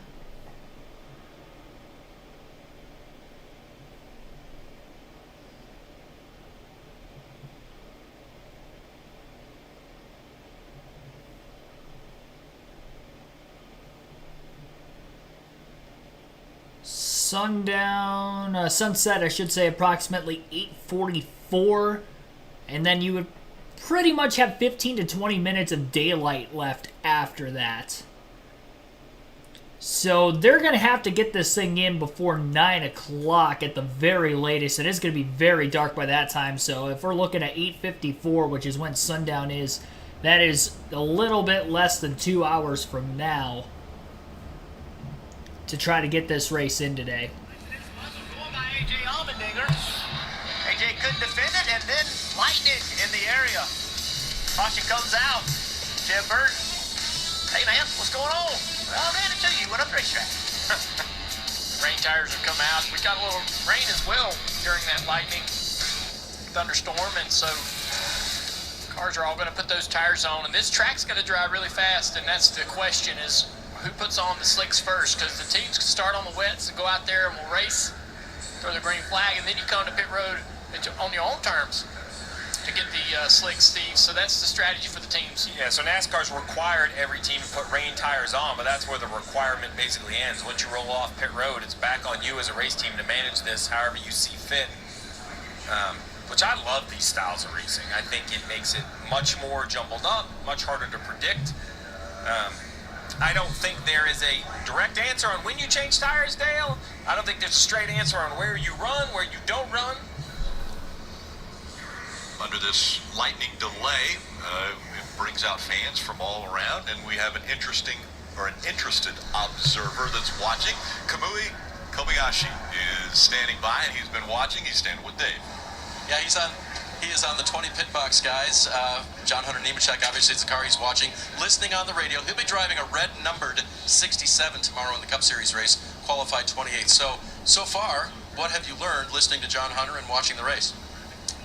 Well, I think, I think for me, it's a lot of running during this time. I mean, obviously, we had a 20 minutes practice in the qualifying, 15 minutes.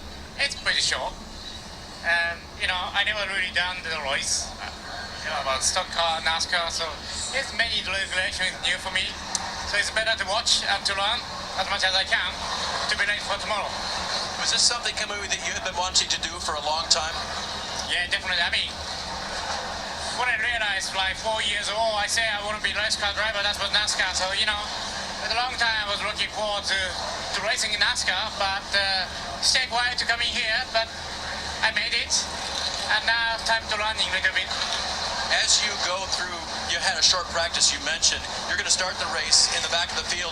Can you concentrate on your race, or are you just going to have to watch out for everybody else, because they're kind of aggressive in this series?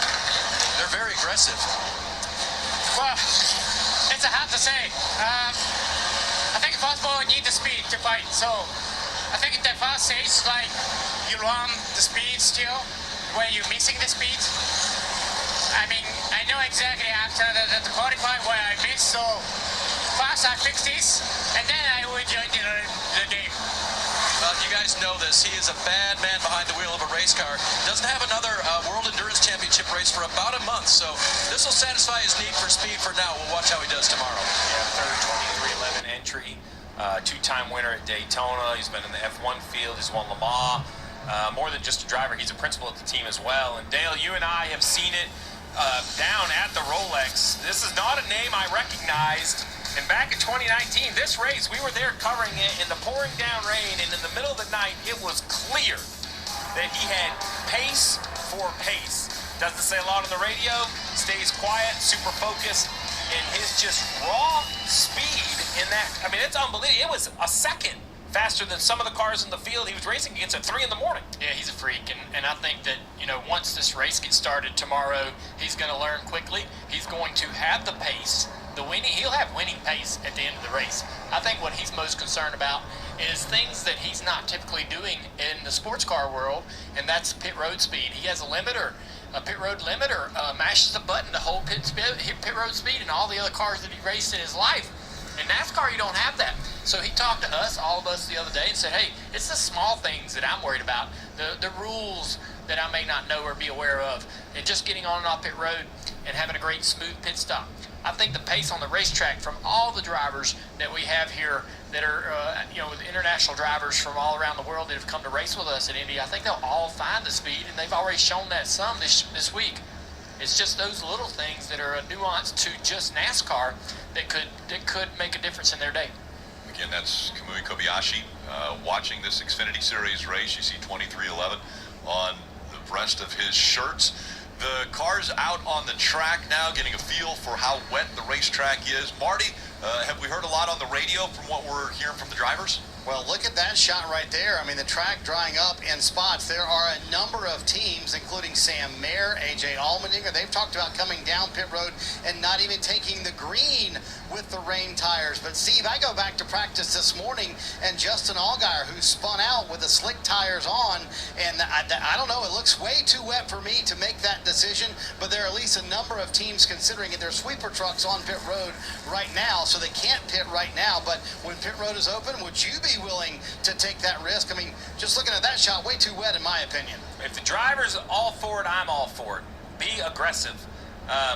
Because look, we could run one lap, we could have a yellow, and if you pit right away, you could ride around for another 6 or 8 minutes as the track dries completely. So I like the aggression. Let's listen in to the 7 of Allgaier, who did run those slicks in practice for a half a lap. Like the puddles are there, but the big dry patches too, right? So I think it's going to be interesting how quick it dries out, because I think it's going to be super fast. So the interesting part to that is Cole Custer was asked a moment ago by Jonathan Toney, his crew chief on the radio, Steve. He said, I just don't know if it's ready yet, but it's going to happen quick. And I mean like 2 to 3 laps quick. So would you be able to risk it for those 2 to 3 laps, put on the slicks now, be done with it? Well, I mean, it's all risk versus reward. I mean, everyone is inside kind of a one-stop fuel window from here, so there's not another layer to this. I mean, such is all strategy calls, right? Risk versus reward. NASCAR has told us that they will opt to go to a single file restart. We'll see how long they stick with that. If it starts to dry up, they can also go back to double file, but man, I don't know, that looks pretty dry to me. The thing that we noticed in practice this morning, Steve, is that what was happening is that the front straightaway dried out by the wall, but the drivers were going out of the dry groove looking for wet to save the wear on that wet tire, and they were pulling all the water back into turn 1. And so that's what could happen, is that there are going to be sections of the racetrack that are dry, but then the drivers will pull water back into it and get it wet again. And racing in the rain is clearly, you have to have some dry spots. You can slide some, but initially you're in the wet, then it goes to dry. That can save the car, and that's going to be a development that we're going to just have to watch. And the sun came out. The sun was really high in the sky this morning. The sun's much lower today. I think the opportunity for it to dry isn't as good as it was this morning. I want to get a few more updates before the green flag comes out. We'll start with Kim. And Ty Gibbs currently holding the lead. I asked asked him during this break, how was the car on slicks and how was it on wets earlier in the day when you got to practice? He liked his car in both conditions, is willing to be very aggressive. Talk with crew chief Jason Radcliffe on what his prediction is, what we'll see here in terms of taking slicks off these wet weather tires. And he said it's going to get dry really fast. We have nothing to lose. Remember, Ty Gibbs on a part-time basis in this series, a Cup regular. So this team is going to be aggressive on their call, Dave. Kim, John Hunter Nemechek has picked up a couple of positions since the start, and crew chief Ben Bayshore, he's in the same position as everybody else. Well, we practiced in the wet, so we know what that does, and then we got pretty good in the dry, got our rhythm there, so we're back to the wet here, so for a few laps anyway, we think we know what we're doing. Marty? Dave, one Bumble driver we have our eye on is Parker Kligerman. I talked to his crew chief, Patrick Donahue, just a second ago. He said, as far as he knows, you must take the green on the rain tires. You cannot come in before that to be able to put on the slick tires. He said Parker's biggest trouble when they went green last time was the IndyCar rubber really kind of threw him off. It really made the car handle way different than earlier today. Now, obviously, that's all washed off, so they feel like they will have a good car once they get back going. And Parker, obviously an excellent road course racer, Rick. I think he'd be good in the wet here. Well, he's going to find out. That's going to be the situation. Again, as their nose to tail, single file for this restart. But then once that, as you mentioned, Steve, it could change to go back to double file restart. So I hear what Patrick says, but I actually don't agree. I think at this point, you have satisfied NASCAR. You have put treaded tires on your car. You've gone back on the racetrack. The laps are counting. I mean, racing is underway. I mean, there's the 10 right here that's listening in. I mean, I'm genuinely, but if I have to hang on for a couple laps and pit under pitting under yellow faster than obviously pitting under green, I can hang on. I try at least. So what's the worst gonna happen? Sam Mayer joined. So here's the thing. It takes 42 seconds to pit under green. So if you pit right now, as long as you don't lose 40 seconds on the racetrack on slick tires, if you can stay 10 seconds off the pace for 2 or 3 laps, you're going to net way ahead of these other guys. I love this call. So, Steve, what did you say? It was all up to the driver. That was A.J. Allmendinger's stamp of endorsement to say, hey, I'm in. Let's try it. Why not? I can hang on with this quote. 3 rounds on the track bar is the adjustment here. That's a massive adjustment for these slick tires. A.J. going to have to hang on. So will Sam Mayer. He came down pit road. Now that they have a win in the bank for the one team, why not pit here? They're going to go to the slick tires as well, which you can see on the car with the yellow designation for the Goodyear on the sidewall of the tires. So there's the drivers that pitted. There's the drivers that did not. This is going to be fun to watch, Rick. The one thing that concerns me, I guess, Steve, or my question would be, with the restart zone moved around the corner and where these cars are going to restart at the very back of a single file line, how much time are they going to lose during that entire process? Once we actually get under green and go an entire lap, how far behind are they, and how much time will they continue to lose until those slicks maybe come into play and they can at least match or better the rain tire? Well, that is for sure a concern. I think what would be the perfect world for these guys is to run 1 or 2 laps and then have an issue that generates a caution. Because then the rest of the field is going to have to decide if they want to put slicks on, and everyone that pits that point, they're going to just jump right in front of. The most important thing now is that your driver on slicks knows what you're trying to do. And goal 1 would be keep it on the asphalt. No matter how slow you have to go, let's keep it on the asphalt. Let's creep our way up to this. I find it unacceptable that crew chiefs don't know the rules. I mean, that is the basis of what you do, is to know the rule of when you can pit and not pit. And I am glad you did it, brother. if you wanted to pit here and you didn't because you didn't understand the rule, then if I'm your driver, you and I are going to have a conversation tomorrow, Marty.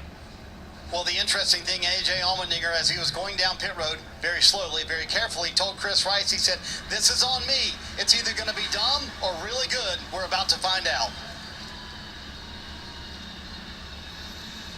And Steve, you had mentioned a caution coming out and guys coming to pit road. Well, if this track dries out like we think it's going to, Not if. well, when? Yeah. They're all going to come to pit road anyway because they'll be going slower on those tires, so they've got to come to pit road. So that's an advantage for everybody who put the slicks on because they don't have to come to pit road once this track dries out. Yeah, they have fuel on board now, so that opens up a big portion of the kind of the playbook. Like I said, the risk is being wrong. I mean, okay, right here it's pretty wet, right? So the risk is being wrong and going off track, ending up in the grass, damaging a race car. I mean, it's Grass or in the gravel. We've seen that already as well on the Cup side during practice and qualifying. Yeah. That's another thing that could bring a caution out. I mean, A.J. Allmendinger is going to have his hands full. Now, He's the best in the business. 11 times he's won, so let's kind of ride on board here. Let's see what AJ's going to do. And so at the top of the screen, we're going to watch the restart, but we're also going to focus on A.J. Allmendinger on the bottom of the screen from his onboard as well as looking back at him. He is on slicks, so definitely not wet weather tires for A.J. Allmendinger. How difficult will it be for him? We're going to ride along with him as they come up to the restart zone, getting back underway here. Heading through turn 14, single file restart. We're back to racing at the Indianapolis Motor Speedway, lap number 11 of the Pennzoil 150 for the NASCAR Xfinity Series. Ty Gibbs leading the field of the green, followed by Cole Custer as they work their way across the yard of bricks and now headed down towards turn 1. Gibbs is going to have a couple car length advantage, it looks like, over Custer most of the field on rain tires, but there were a handful of drivers that pitted for slicks early. Sheldon Creed dive-bombing his way into turn 1, but didn't look like he was able to gain any positions out of it. A.J. Allmendinger just now getting to the start-finish line as the race leaders are headed through turns 3 and 4. And obviously he's going to have to tiptoe going down into the first turn quite a bit, trying to keep from running into the back of anybody, trying to keep it in the dry areas of the racetrack as much as he possibly can to keep the car from sliding around. Even if A.J. holds on, who's to say somebody behind him won't be able to hold on, because although Allmendinger, the most experienced road course racer in the field, there are some not-experienced road course racers in the field that also decided to take the same strategy as the 10 team. 91 of Ross Chastain went around in turn 7.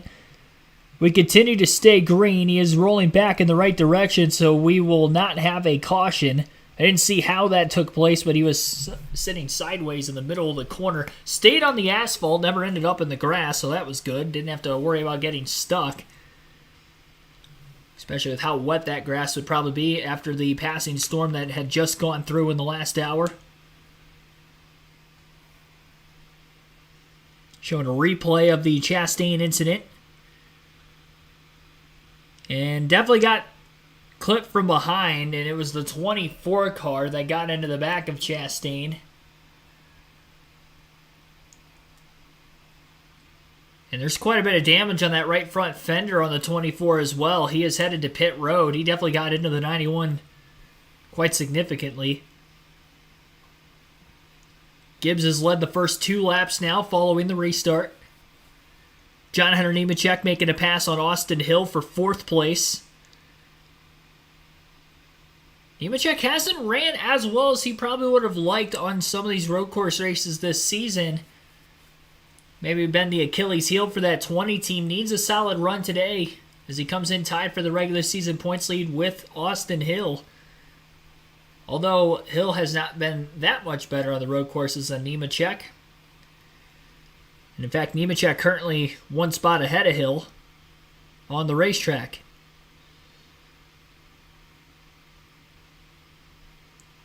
Ty Gibbs has already opened up a 2.5 second lead over Cole Custer. Fastest on the slicks and fastest on the wet tires for Gibbs here in the early going. Just going to be a matter of how much track position are these teams going to end up losing before they make the switch to go into rain tires.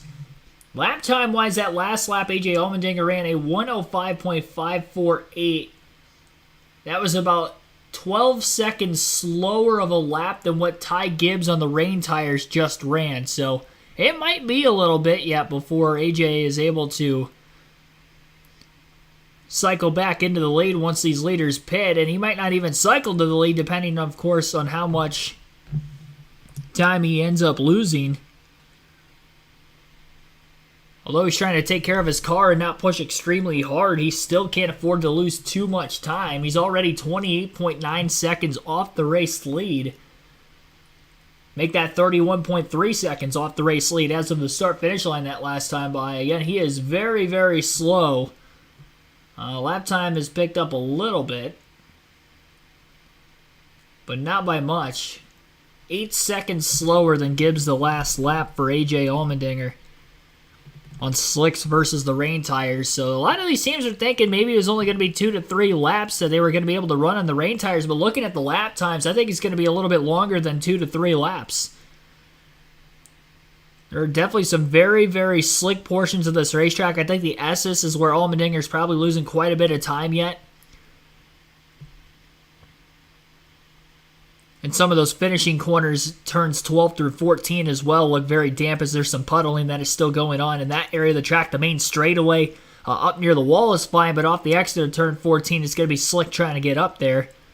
And obviously down into turn 1, probably the trouble corner as far as where we still see some standing water around this just over 2-mile road course. Cole Custer making his way to pit road, as well as race leader Ty Gibbs. Green flag pit stops going on. This should cycle Allmendinger in front of these two on slick tires. We'll look at their pit stops, and then we'll blend these two reference to A.J. Allmendinger after their stop, Marty. Yeah, so the debated coming 1 lap earlier for Cole Custer. They come now here with 7 to go in stage 1. So it's going to be interesting as he slides to a stop and install very long pit boxes here at Indianapolis, Kim. And Ty Gibbs, you see bottom right. Remember, kind of backwards pit choreography. They start on the left side. They are putting those slicks on. They can be identified by that yellow Goodyear on the sidewalk wall, Sunoco fuel. And Ty Gibbs is finishing service on pit road. Ross Chastain, Kaz Gralla, Brett Moffitt also came to pit road. It looks like a handful of other cars behind them in the pits. A.J. Allmendinger is already well cycle ahead of Ty Gibbs. But those cars that are still at the further field, still running faster lap times than Allmendinger. Barry was 3 seconds faster that last lap. So Allmendinger's lap time is definitely starting to close in. AJ was 3 seconds faster himself that last lap than the lap before. So AJ's getting quicker. The drivers on the rain tires are quickly getting slower. So when to make the switch is going to be an interesting call. Josh Berry still faster that last lap, and I almost think that Cole Custer and Ty Gibbs might have made the switch just a little too early. I mean, although the lap time that they're going to end up running, I would have to imagine on the slick tires still going to be right around where AJ was. Now AJ just ran a 98.343, so he was about a second quicker. So Allmendinger was quicker than Berry the last lap. Gibbs ran about a 97 right before he came onto pit road. John Hunter Nemechek's on his way in, and there's only 6 laps to go in stage 1 as well, so there might be drivers trying to stay out and potentially get a playoff point for winning the stage before they come in. That could be a strategy that has not been talked about. Austin Hill, John Hunter Nemechek, the points leaders are on pit road. The remnants of the water there on the outside. He'll get those Goodyear wet tires off, and he'll put the slicks on. His car has been pretty good. As we mentioned, got this practice early this morning, so knew what he was doing.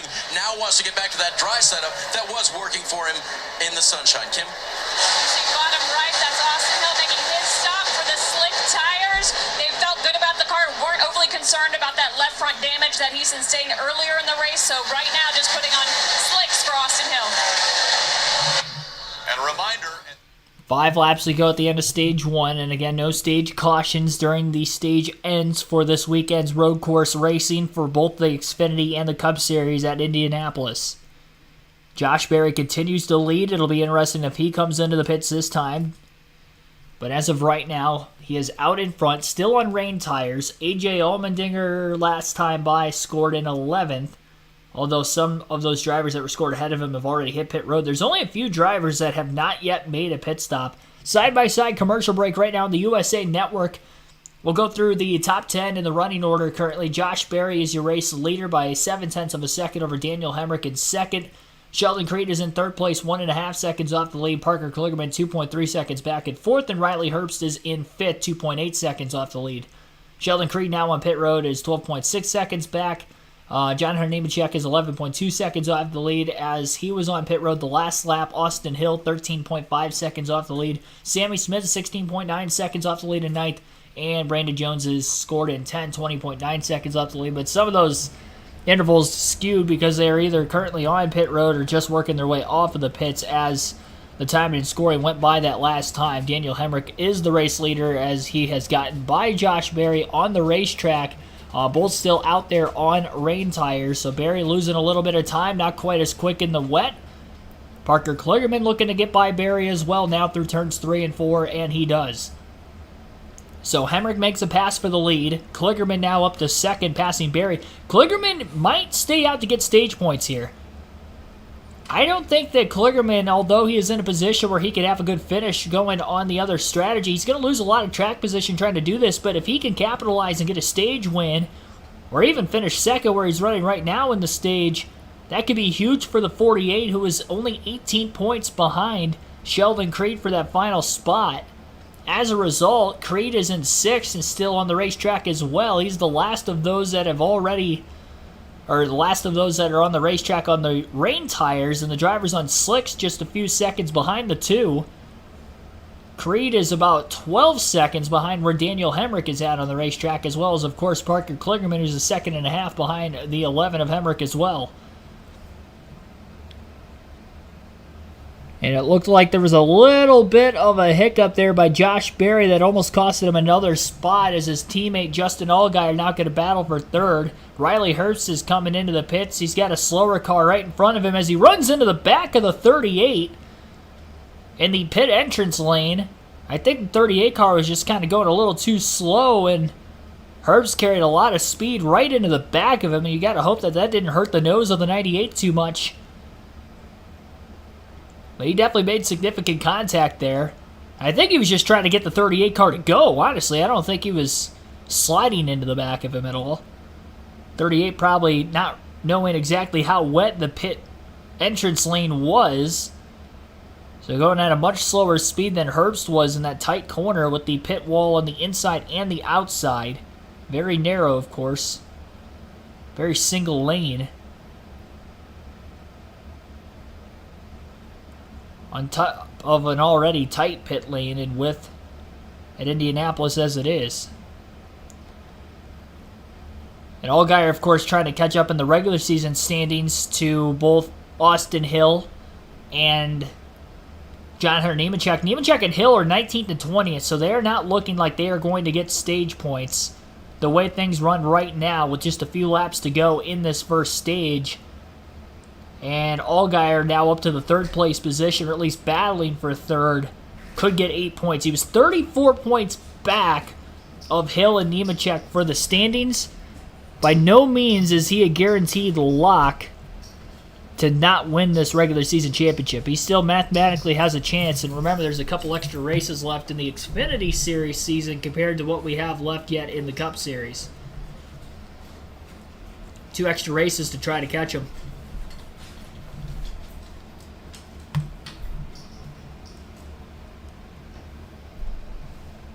Some buffering going on right now on the USA Network. Matt Hunter, thanks for tuning in.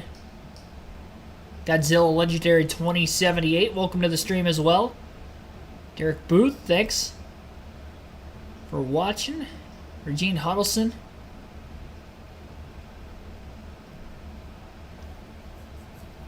And we've got about 180 people watching right now. Make that almost 200 people watching currently, as we have a couple laps to go in this first stage. There's an issue right now with my phone. I don't know if it's Hulu or a USA Network problem, but I'm having some major buffering. My Wi-Fi is connected. I'll log out of Hulu and try to log back in real quick.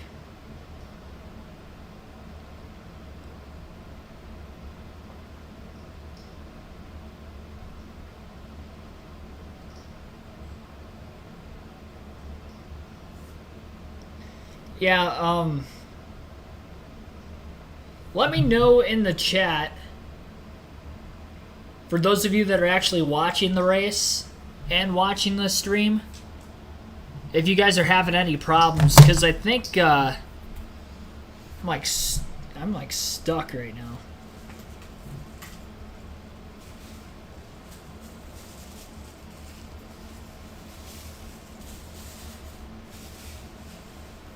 I log out of the USA Network and it takes me right back to where it was frozen. I was completely logged out of Hulu and logged back in. Yeah, I did the same thing even with my Wi-Fi turned off, so.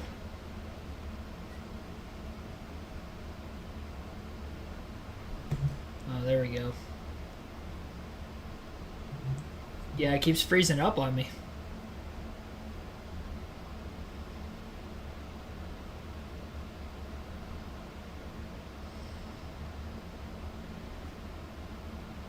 Well, this stinks.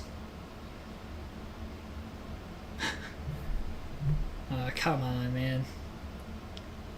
Yeah, let me know in the chat if you guys are able to actually watch. Let me know if it's a problem with USA Network or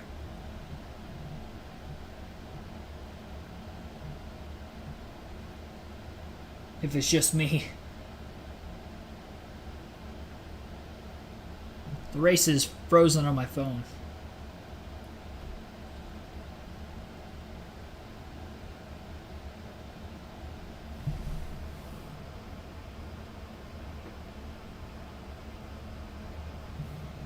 Yeah, I mean, I'm way behind, too, because every time I try to log back in, it keeps throwing me back to 3 to go in the stage, and currently we are on the final lap of Stage 1.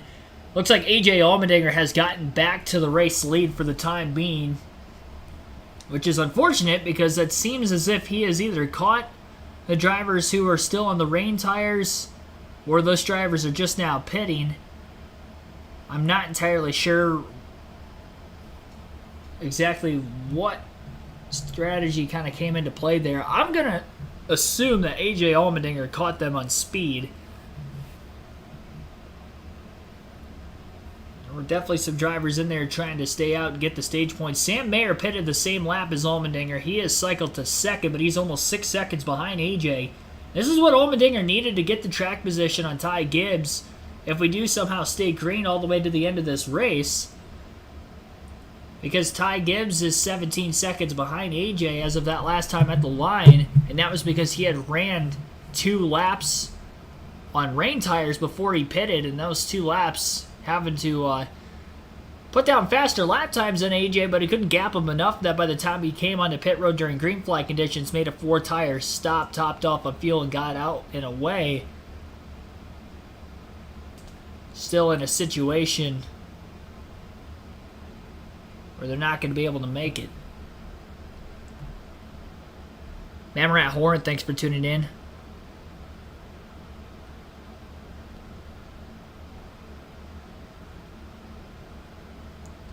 Zach, thanks for watching as well. Looks like you guys are fine. May help if you turn off your device. Hold a minute, Robert.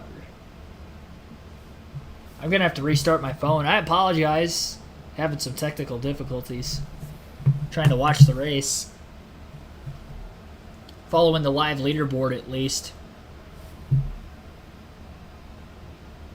I know it's not the Wi-Fi because I literally logged off of my Wi-Fi and ended up going on my 5G and it was doing the same thing. So I'm going to try to restart my phone and go from there.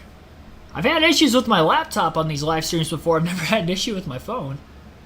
I'm trying to watch the race. Mayer a little bit quicker that last lap than AJ Allmendinger. Well, 7/10 quicker, really. Drops to 5.2 seconds off the lead now. And Ty Gibbs quickly has risen to 3rd, but he's still 16 seconds off the lead. He, too, ran a faster lap than Allmendinger, not quite as quick as what Sam Mayer was that last lap, and I think a large part of that was because Gibbs had to pass quite a few cars that were in front of him still on the rain tires. Another 10th quicker for Mayer versus Allmendinger the last lap. He keeps putting that pace up. He'll catch him over the course of the run. For everybody that made the switch from rain tires to slick tires, they will still have to pit one more time yet before the end of this race, as the fuel window is 28 to 30 laps, and we still have about 40 laps to go.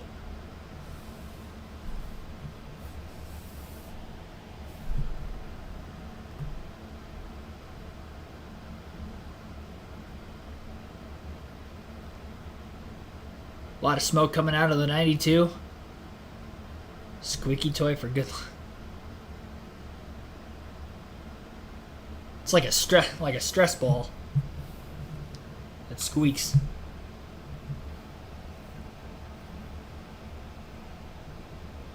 I think it might be a Hulu problem. It's either a phone problem or a Hulu problem.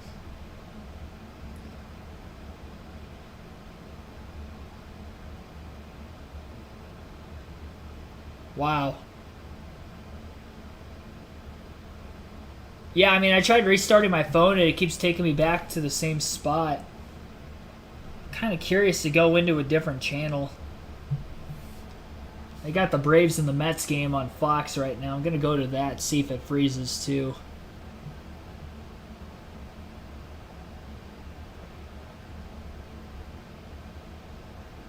It's not freezing. No, it is freezing on that. Because they're still at the start of the game. Even though it's 7:20, they would have already started. This is ridiculous. Alright, you're going to see a black screen real quick. I need to test this out. See if my laptop is going to... Oh my goodness. Yeah, it's Hulu.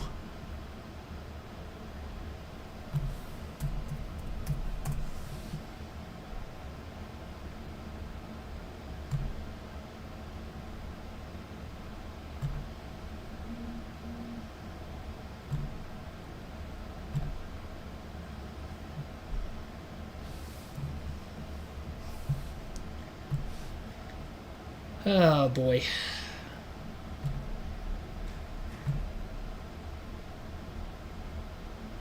Yeah, it's a Hulu problem.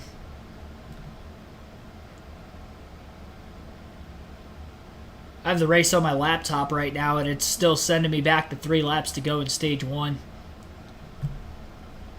That is highly unfortunate. I have no way of being able to watch the race. I mean, the only other thing I haven't done is I haven't checked the TV behind me, which I'm about to do. Not really much I could do for commentary because there's no race for me to be able to watch.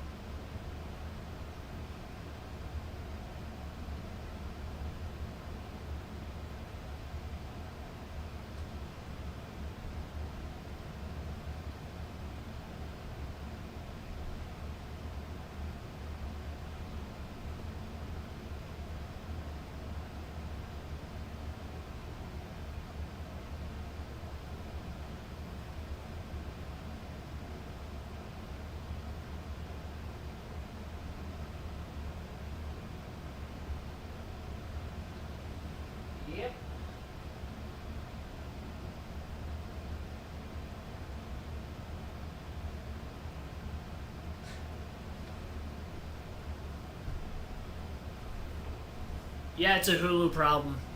Because my sister has a different Hulu account than me, and hers is doing the same thing. So somehow Hulu has lost, like, all of their feeds. At least with live content.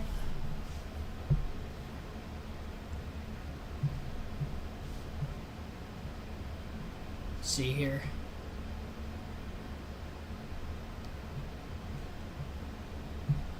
Currently lap 25. AJ Allmendinger continues his lead.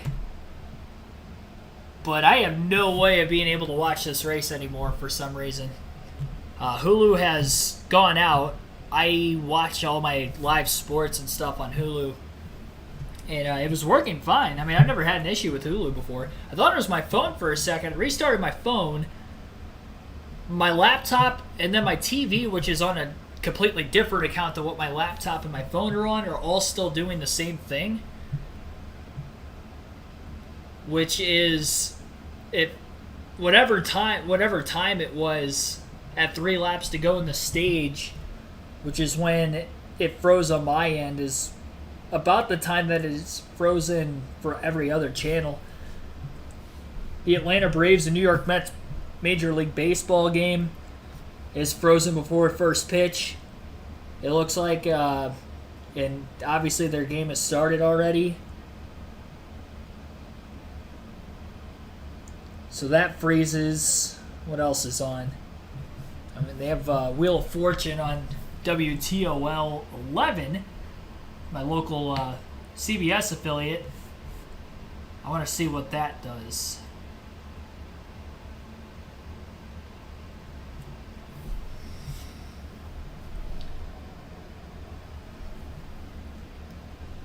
So Wheel of Fortune I have on. They're on a ad break. It hasn't frozen for at least the advertisement, so don't know. Try to find a different channel that's not in the middle of an ad break. Judge Judy's got an ad break. That is not working either. But that's frozen too. So that's not even in. They're on commercial. Any channel I try to flip to is completely frozen.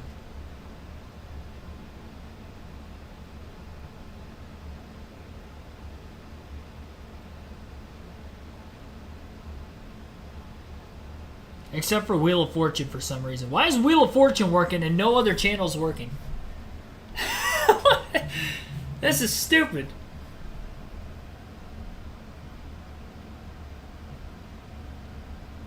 Every other channel is frozen. Except for CBS. By God, if they freeze Wheel of Fortune. Go back to the race. Nope, still at 3 to go, stage 1. They're under caution right now, by the way. Lap 26, caution flag is out.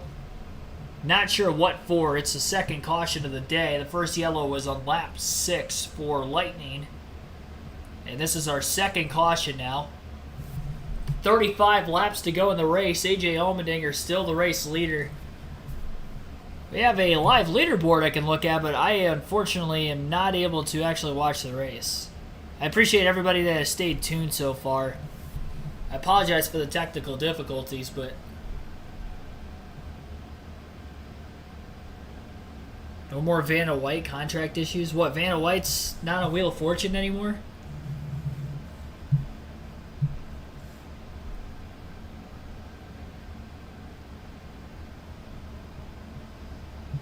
Is that a joke or is that legitimate? I don't really watch Wheel of Fortune. I was always more of a Jeopardy fan than a Wheel of Fortune fan. I'll still watch Jeopardy from time to time.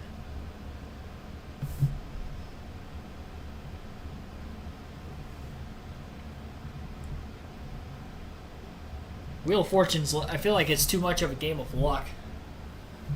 I think that's why I don't like it. I mean, yeah, you have to be smart to solve the puzzle, but I mean, you could literally spin on bankrupt every single time. I mean, Jeopardy, you either know it or you don't. You gotta be quick, too. And you're competing live against a few other people. Like, at least with, you know, Wheel of Fortune, you kind of take turns, so the same person could literally just solve each puzzle and you'll never get a chance, too. I mean, that could potentially happen also. I mean, I guess in Jeopardy it's possible. It's possible that somebody could get every single question right, but I doubt it. Can you reset it? No, I mean, there's nothing I could do. It's a Hulu problem.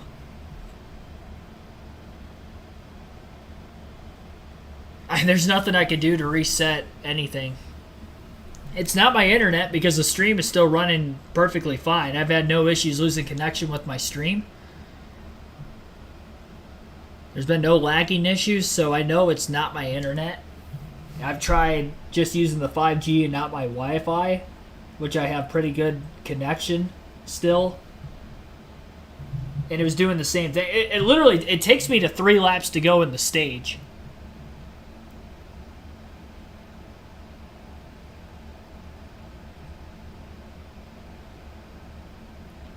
Has the visuals, so at least you can watch while we listen to you commentate. Yeah, I mean, that's the point of the, you know, the live commentary streams, but I can't commentate the race because I don't have anything. Like, I cannot watch the race. I can watch this live leaderboard every lap that it updates once the race leader crosses the start-finish line. But they're under yellow right now. I'd imagine that we're probably not going to see any pit stops, considering they're still outside the fuel window to make it to the end. And a lot of drivers probably just topped off when they made the switch from rain tires to slick tires. And it does look like Brennan Poole in 28th place will get the free pass under this caution. So we will have 28 cars on the lead lap. Quite a few cars fell a lap down there in the green flag pit stop cycle. Of course, largely due to the cars that did end up hitting pit road prior to the resumption of the race following that lightning delay, because not everybody started on rain tires. Allmendinger Mayer started on slicks, and that's how they were able to leapfrog Ty Gibbs, Cole Custer, and some other drivers at the front of the field.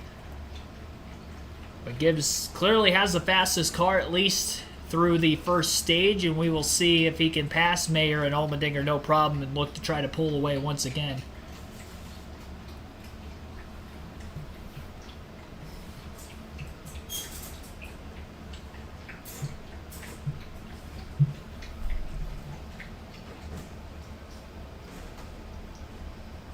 We will stay live for this stream while we're still having these technical difficulties. That way, in case it starts working again before the end of the race, obviously I won't have to fire the stream back up and running again. But some technical issues with anybody that uses Hulu for their source of entertainment.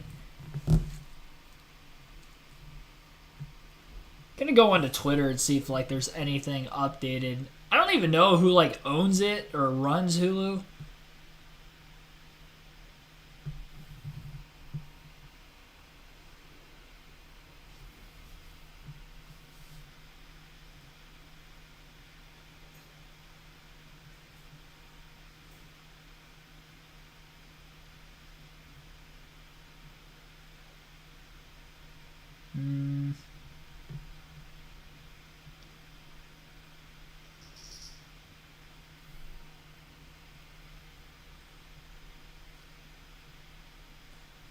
Yeah, there's people all over. It says live feed is not working as of 3 minutes ago, 7 minutes ago.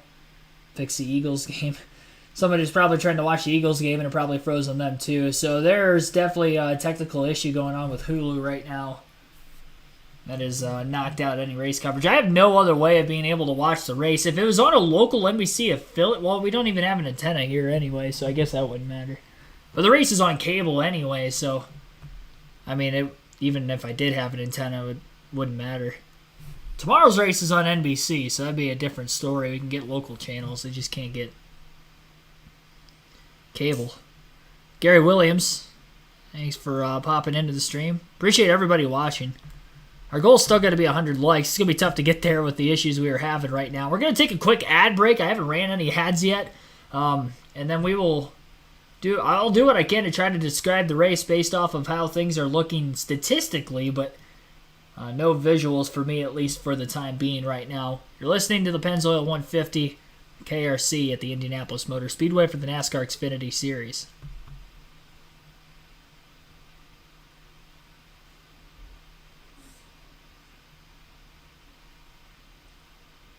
Yeah, Hulu's got something going on. Maybe somebody hacked into Hulu.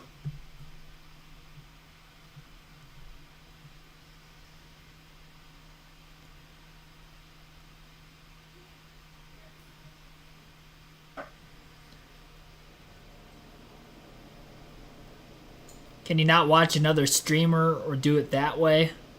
I mean, there's no other way to watch it for me. I can't watch.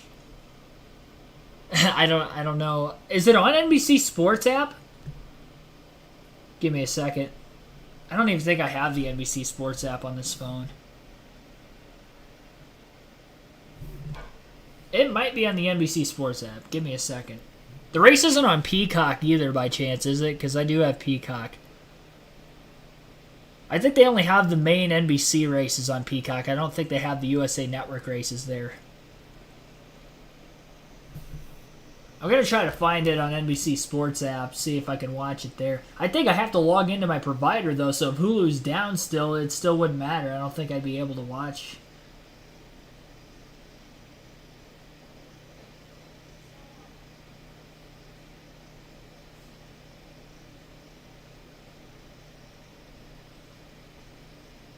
I'm working on it, guys.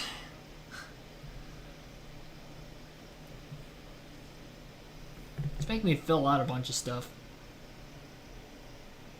I just want to watch the race.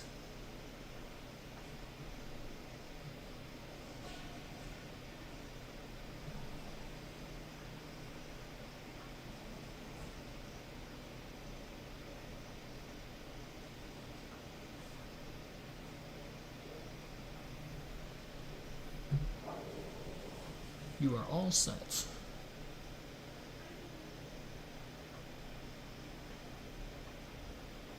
Yeah, it's asking me to select a TV provider, Hulu. But if Hulu's down, I don't think it's going to matter. Yeah, because it just sends me straight to Hulu to watch it. That's kind of BS. What's the point of that? Like, try to watch it on the app.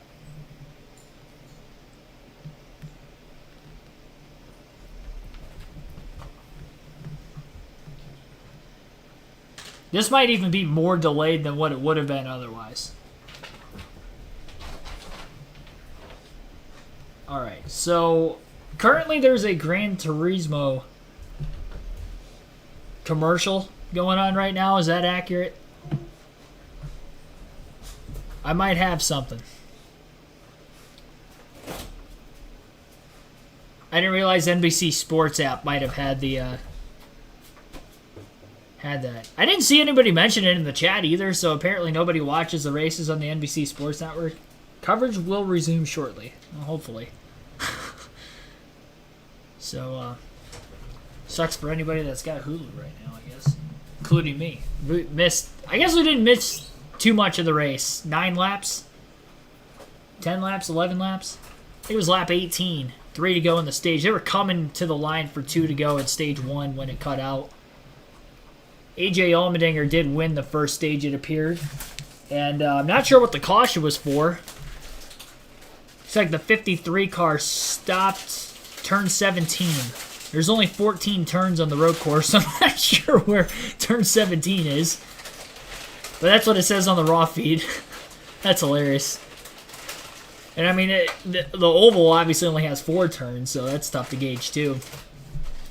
Green flag back in the air. We have race coverage once again.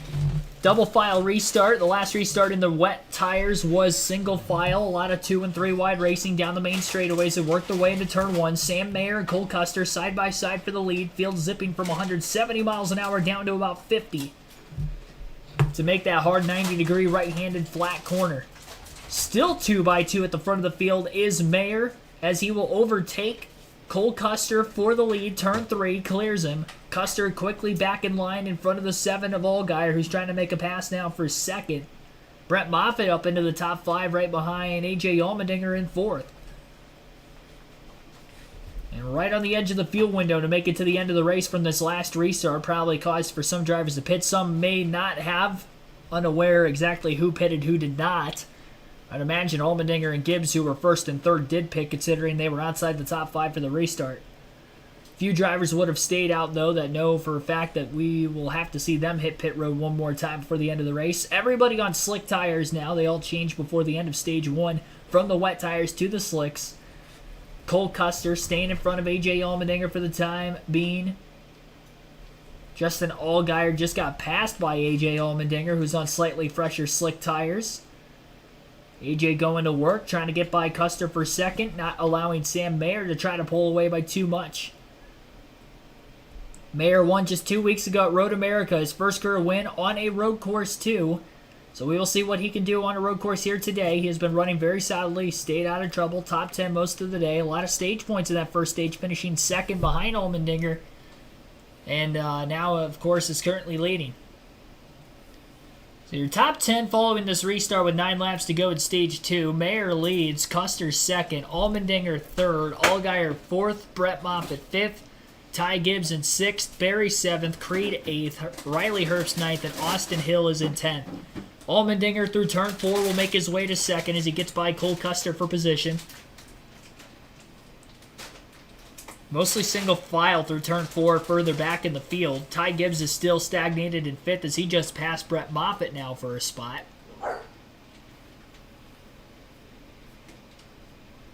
Cole Custer about 1 full second roughly behind Mayer at the start-finish line that last time by, so I'd imagine Allmendinger maybe a little less than that now after he had made the pass for second on this lap. Have to wait for our timing and scoring to update when they get back to the start-finish line next time by.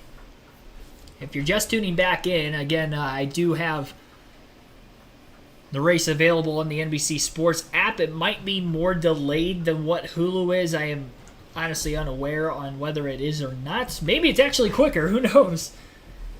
But needless to say, that is where I'm able to watch the race for right now. We did miss about 11 laps of the coverage, but we are good to go now as we have about 30 laps remaining. And again, 8 to go now in stage 2 at the start-finish line that time by as Mayer leads another lap. Allmendinger that last time about a half a second quicker than Sam Mayer. Quickly charging with the pace he's running now. He should get to Mayer in about a lap and a half or so. Ty Gibbs trying to pass Justin Allgaier. Got to his inside through turn 1. Outside through turn 2. Back to the inside again in 3 and 4. Clears Allgaier through turn 3, stays in front of him in turn 4, and now tries to pursue the double zero of Custer to battle for third, and trying to get back to A.J. Allmendinger before Allmendinger could get the lead from Mayer. A.J. staying in the draft as Mayer trying to break that draft down that long straightaway between turns 6 and 7. Didn't go way out of his way to try to break the draft that time. Very calm was Mayer behind the wheel of the one car. A.J. Allmendinger within about 3 to 4 car lengths through the S's behind the one. Needs to pass him quickly before Ty Gibbs gets by the double zero and starts to close on these leaders. Still dark clouds in the area from the surrounding storms, but no rain has fallen on the racetrack since they have gotten back to racing following the lightning delay that they had at about 6 p.m. Eastern Standard Time. And we have about an hour of daylight left for this race to get done as well, as we are just past the halfway point. So we should get this race in as long as we don't have too many cautions to this point. We've only had 2 yellows, the lightning delay, and then the caution just moments ago. Mayer pushing extremely hard through turn 14, trying to stay in front of A.J. Allmendinger. He's not going to make this easy for the 10. Allmendinger going to pull out of line after Mayer may have scrubbed the wall off the outside of turn 14 with the left side of his race car, and that caused him to definitely go a little bit slower down that main straightaway as he scrubbed some speed off. Allmendinger got to the inside of Mayer through turns 1 and 2, through 3 on the bottom lane, completing the passes. Allmendinger, same spot he passed Cole Custer for third. He is going to be able to pass Sam Mayer for the lead. Custer still remains in third. Should say that pass was for second at the time. Gibbs is right behind the double zero, trying to make a pass, while A.J. Allmendinger is now trying to pull away from Sam Mayer after retaking the race lead for the third different time today for AJ. I never swept the weekend before. I predicted Ty Majeski to win the truck race last night. He did. I picked AJ Allmendinger to win this Xfinity race today, and he is back out in front. He won stage 1. It's going to be very difficult to dethrone him for stage 2. Now, the good thing here for Sam Mayer, and he is a good road course racer, although a young driver at that, he can learn from AJ. He can pick up where he's running in the line, where he's getting beat, and try to mimic what AJ is doing to try not to lose touch of the 10 car. Gibbs going to the outside of turn 13. Contact with Cole Custer. Custer gets moved wide now into the inner loop in 14. Gibbs is going to be clear, and he needs to run away as Cole Custer probably didn't appreciate that contact. Custer with a big momentum shift in the draft. We'll see if he tries the crossover. He's going to do that. Gets to the inside of Gibbs, down to the bottom. Parker Kligerman. Rather, that is Justin Allgaier in the 7, similar colors to that of Kligerman. Goes to the outside of Custer. Custer blows turn 1 just a little bit. Had a bit of smoke coming out of those rear tires as he locked the brakes up, getting into the first turn at the sharp inside angle, and that allowed for Allgaier to get around him with the contact. It did keep Custer's car on track, though. Kind of used the 7 as his brakes just a little bit, but slowed him down enough, obviously, that he lost the 4th spot now, and he falls to 5th, and Sheldon Creed now trying to pass Custer for 5th place. Looked like the 26 car went off track once again on that last restart. Tough day for Kaz Grala, who had a solid top 10 at Road America a couple weeks ago, but here today he has had a handful that Sam Hunt Racing 26 car rather, by going off track multiple times in this race. 6 laps to go, stage 2. Have a dirty windshield. I think the combination of maybe the windshield being a little dirty and the tinted visor makes it difficult to understand or see what he wants to see on the racetrack. Looking back from the Toyota onboard of Kaz Grala. Saw Josh Malucki there right behind him. Back up front. See back there in that 4th place, the 7-car of Allgaier. He has been exceptionally fast. We talked to him before the race. They haven't been able to execute on that speed the last few weeks. Had winning race cars and just did not get the wins. I don't know if he has that pace today. I kind of feel like he's holding this group up behind, but if he gets a little bit of clean air, or not clean air, but gets a little bit of breathing room from that 00 Custer where he can run the laps he wants to run, let's see what kind of pace he has. I don't know it's there today, but it's very hard to focus, Dave, when they're right on your rear bumper. And Jeff, he radioed his crew during that last caution, I'm going to have to nurse the transmission to the end. So, doesn't mean it's broken, but Jeff, if you had to nurse it, I mean, you just couldn't be as aggressive as the other guys. Well, nursing it means you have to be very positive with your downshift, meaning when things are working well, you give a little bit of throttle, get some RPMs in it, and you kind of push as you're getting a lot of pressure from Custer, you just push the shifter where you want it to go and it falls into place. When it's not doing that, you have to be very aggressive with your downshifts and your upshifts to make sure you get it in gear. You mentioned pushing. Well, that's what Cole Custer has been doing to Allgaier. Now Custer looks to the inside, trying to take that spot away. We saw Sheldon Creed in the 2. He was getting aggressive behind the 00. Allmendinger's going to make this tough. Oh, both off track. Yep. Oh, the 00's around Cole Custer. That's a very tough spot to spin. All those cars coming on right at him. He went toward them actually and spun out of the groove. Yeah, beating on the back bumper, that 7-car back there in turn 4, 5, and 6. You just had enough. It's going to mount will race you hard, man. Sending him into the grass here. He was running 4th, spun around, now back on track, but outside the top 20. So Custer spinning after contact with Justin Allgaier through turn 13 after battle for 4th place on the track. Allgaier lost 3 positions in the midst of that contact. Sheldon Creed, Riley Herbst, and Austin Hill got by the 7 of Allgaier, but obviously Cole Custer spinning lost even more track position. He fell all the way back to 23rd before he was able to get the car spun back around in the correct direction and get back out on the racetrack. Might have even lost more spots than that. It was just when the leader crossed the start-finish line that last time by, he was scored in 23rd, so may even be worse than that for Cole Custer currently. A.J. Allmendinger with a 1.9 second lead over Sam Mayer. Ty Gibbs is 2.2 seconds back in 3rd. Sheldon Creed in 4th place is 7 seconds off the lead, and Austin Hill in 5th is 7.4 seconds off the race lead. So that is your running order right now late in Stage 2. As we have about 3 laps to go in this second stage currently. Again, no caution for the stage end coming up, just as we had in Stage 1. Appreciate any new viewers that have tuned in recently. Be sure to like and subscribe for more daily NASCAR content. So we are up to 79 likes, even with the technical difficulties we had earlier, missing about 11 laps of the coverage. We are obviously back and running, and appreciate everybody that stayed around for the stream through that.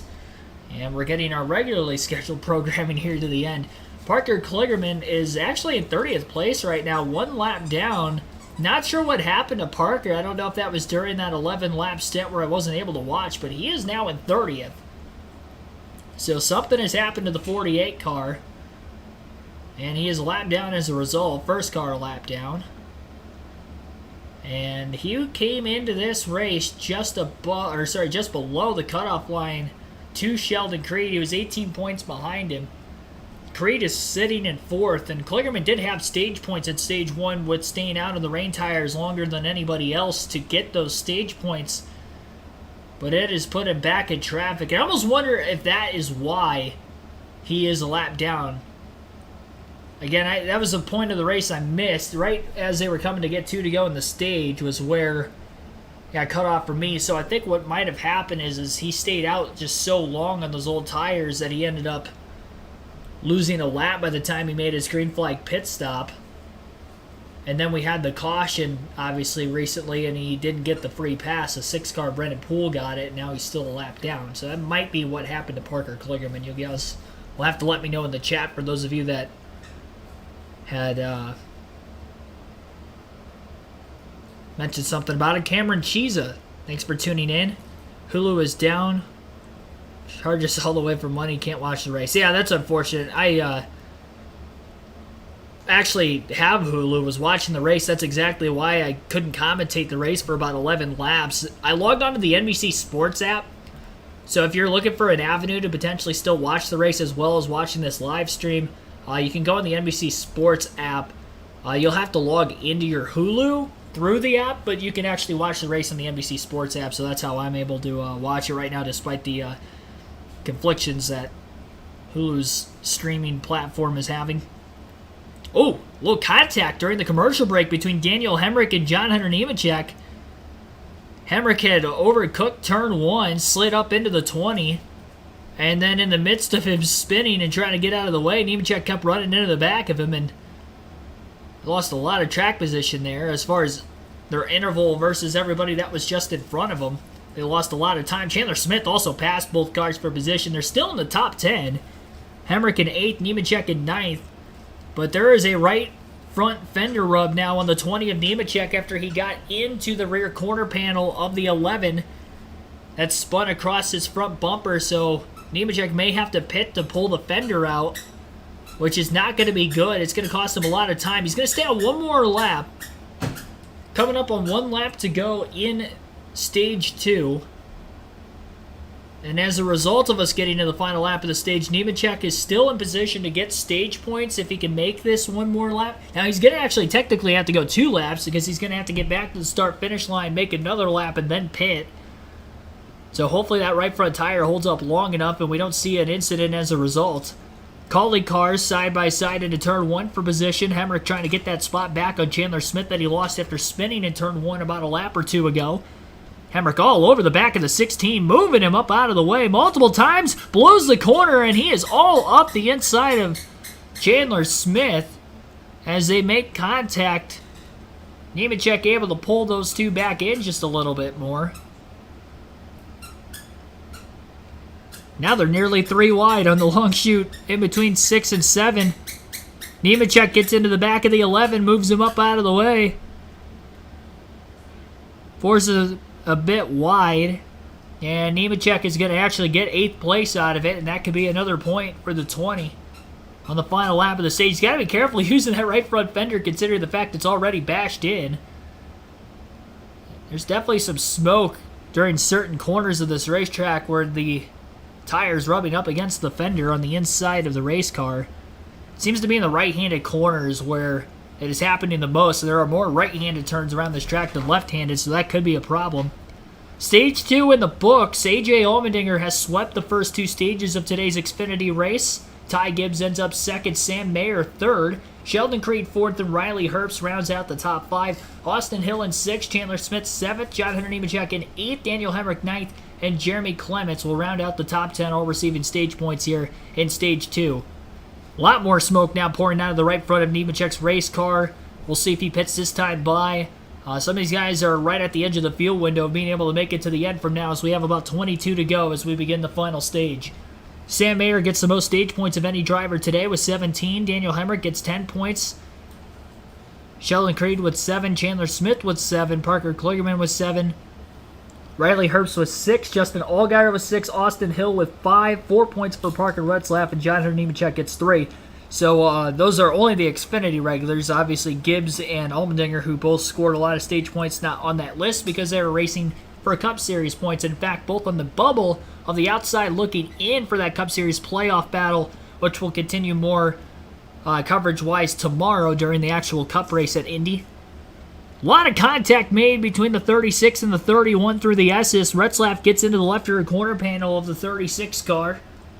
And they are battling right now for 11th place as Josh Bilicki in the 36 having a stellar run.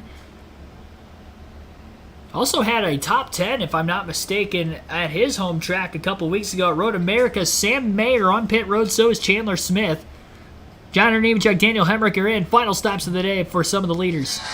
Of any team today with 17 for Sam Mayer. He said, I just need more turn late in the run. Too tight, both in the left-handers and the right-handers as well for the winner at Road America, Kim. Daniel Hemrick also on pit road during this lap, telling his team, I don't have as much lateral grip and I need more forward drive. The call, they look to make a chassis adjustment. You see the team on the left side right now. It will be, okay, a little bit slow there for this team. 4 tire Sunoco fuel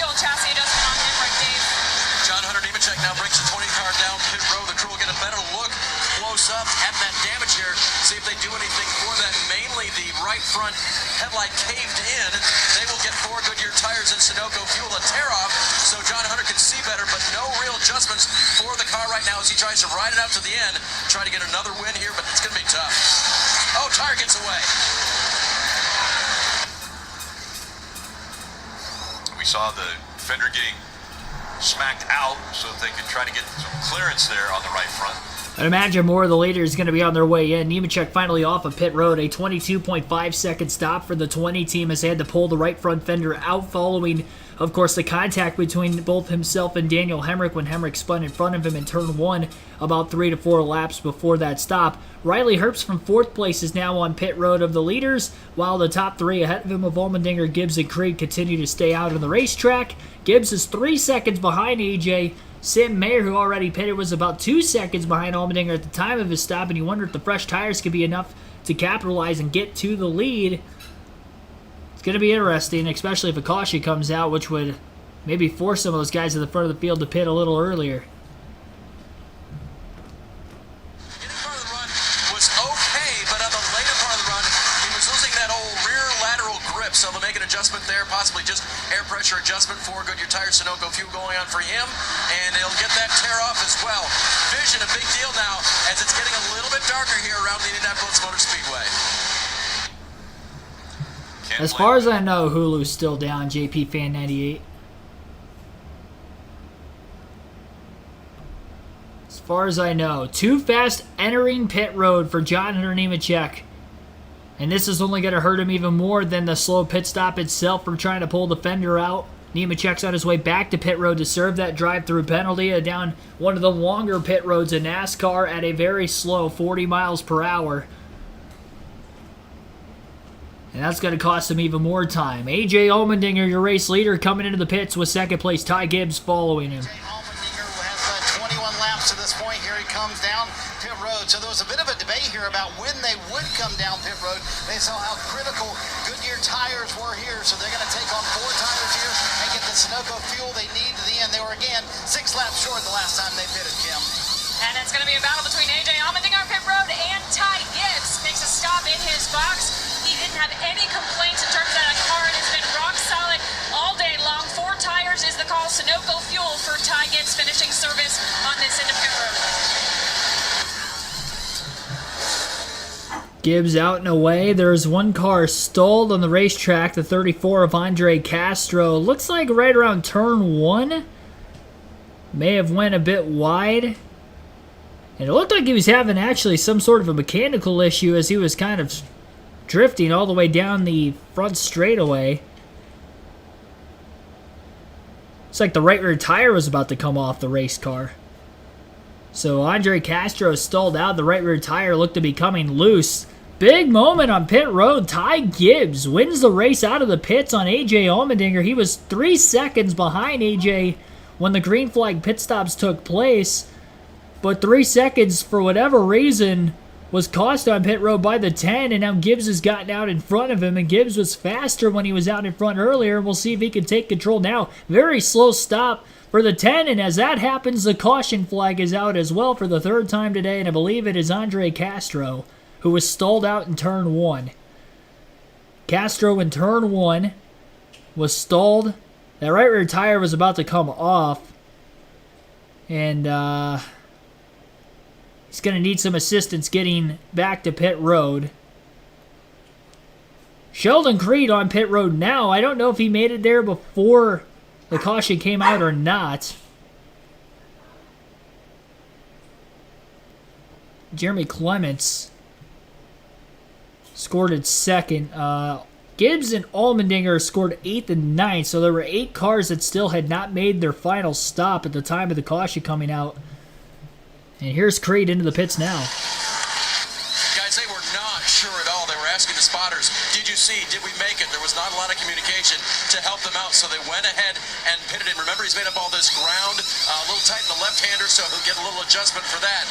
But that was really close. The team knew it from the start. So if he makes it with pit road still open, this is a huge break for Sheldon Creed. He'll gain track position. If pit road was closed, this will be a penalty for pitting under a closed pit road. It will be tail end. Let's take a look right here. So right here is the light. Over here you see it looks like it's already red in my mind.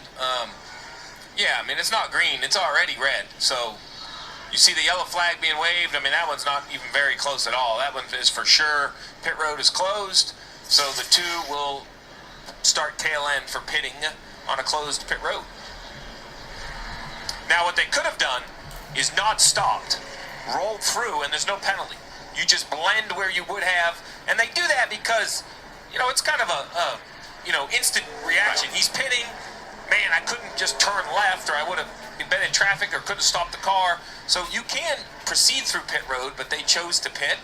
And it was pretty clear on that replay that it was absolutely closed. And I think we saw the 91 there of Ross Chastain going into the garage. Yeah, I think Chastain has some suspension issue as well in the back of that car, something maybe similar to this 34 car. Yeah, it's not uncommon to see track bars broken on road courses as they're turning and hitting the curbs. It puts a tremendous amount of force on the bracket, on the track bar itself. And if the parts aren't built 100% right, if they've been fatigued a little bit before, they can fail. So Andre Castro brings out the third caution of the day. The 24-year-old out of New York City making just his second start this season.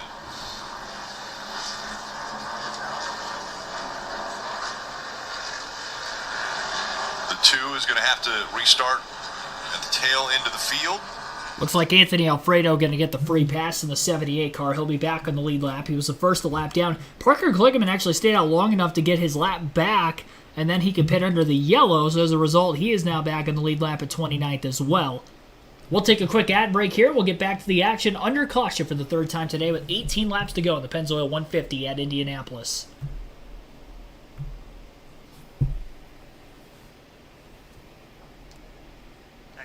Like not understanding where that light is to look at it. See, now pit road's going to be full from everybody. Was not able to pit before that caution came out. Yeah, Jeff, they're going to have to fall behind all those who did pit earlier before the caution came out. But Sage Karam, so many terrific runs here in the Indianapolis 500, also on the Indy road course as well, trying his hand at the Xfinity race after that terrific finish at Road America a couple weeks ago. Comes in third right now. Car just way too tight. Their biggest concern, they have significant right front damage here. They're going to have to get that knocked out to make sure there's not a tire rub, Kim.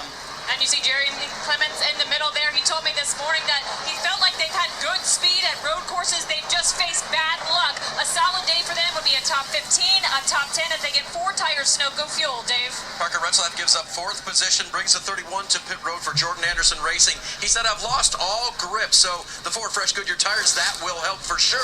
Not sure what else they can do for him at this point. A lot of changes have taken place. We'll tell you who receives the free pass, who's back on the lead lap. Yes, our leaderboard is up to date. It just updates once the race leader crosses the start-finish line every lap. So Creed, when he was on pit road, was still scored the leader, so that is why he was scored in the lead on our leaderboard that last lap. But as you see now, he's at the back of the pack as some of the other cars that were still having hit pit road came in, like Josh Bilicki. So Ty Gibbs will be the leader on the restart, and the scoring will be updated with 16 laps to go when they get back to the start-finish line this time by. And we should get back to racing with 15 laps to go in this final stage. And what could be the final restart of the race coming up, we'll have to wait and see. Definitely the most wild restart to come over these next couple of laps. Sitting at 83 likes on the stream. Again, our goal is 100. Well more than that have been watching throughout the entire portion of this race. I think we're up to 3,000 views now. So be sure to hit that like button. Again, if you have not done so already, subscribe for more daily NASCAR content.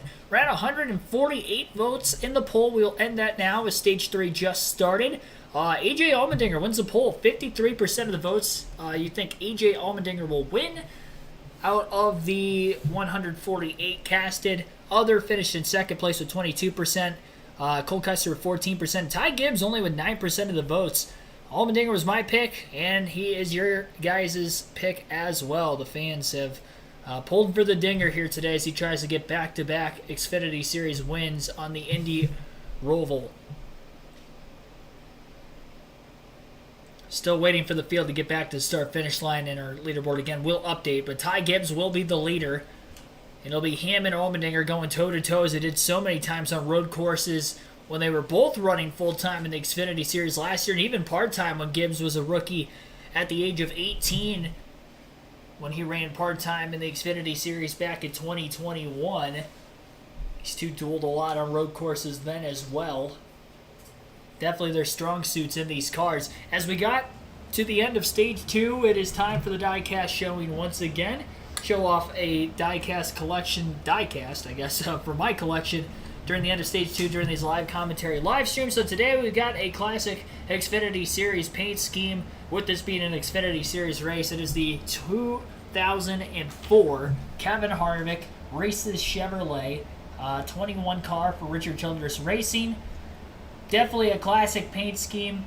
I believe he did not win the championship this season, my bad. He won the title in the Xfinity Series 2001 and 2006, but he won some races in this paint scheme. Clint Boyer had this scheme just after him as well in the 21 car in his early Xfinity days. And that is the diecast showing for today. Looks like they are back to racing right as they came back from commercial. That was terrible timing there. Missing the restart zone, but they are rumbling into turn 1. Ty Gibbs and AJ Allmendinger duking it out. Gibbs might have gotten tapped from behind there by Allmendinger, close to tell, as they were nose to tail, and now there is some trouble with some playoff-eligible drivers. Brandon Jones went around in turn 1 on the restart. He was in 12th. That will not be the case anymore, as nearly the entire field will surpass Brandon Jones. So Jones, who came in on the bubble just on the outside looking in trouble, getting into a spin. Sheldon Creed back to 26 after having that pit road penalty. That has actually cycled the driver who was trying to catch him in points. Parker Kligerman ahead of him. Multiple cars go wide in turn 7 that last time, off into the grass.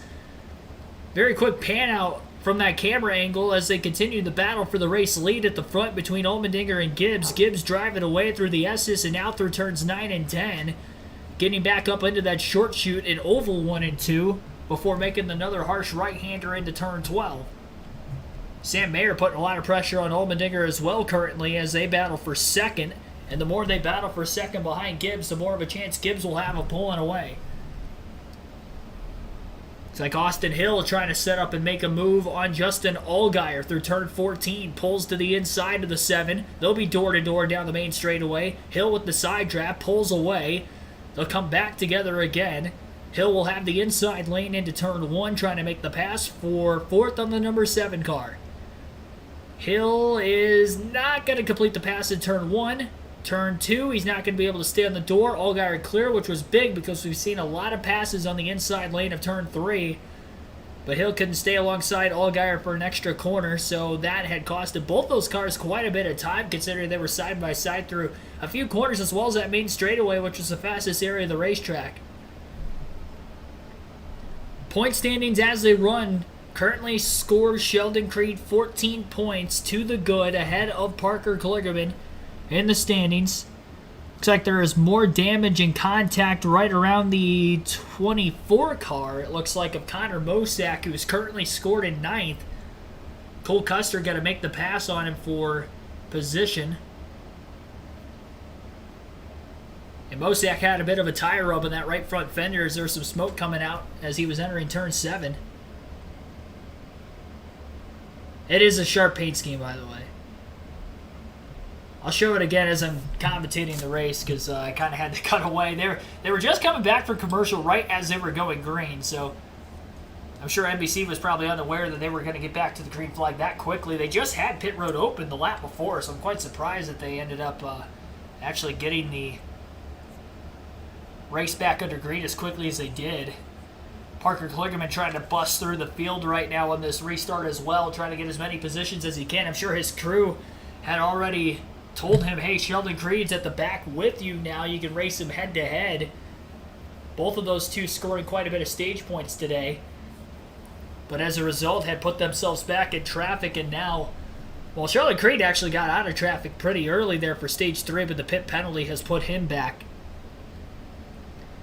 Big bailout for John Nemechek, who had that speeding penalty during green flag conditions right at the beginning of stage 3, and then he ended up getting a caution shortly thereafter. He is currently in 9th and has not lost as much time as he probably would have if he had to serve that penalty under green. Jones trying to make some spots up. He knows he's in a dire straits situation on points, especially considering that he is now about a dozen spots behind both Kligerman and Creed.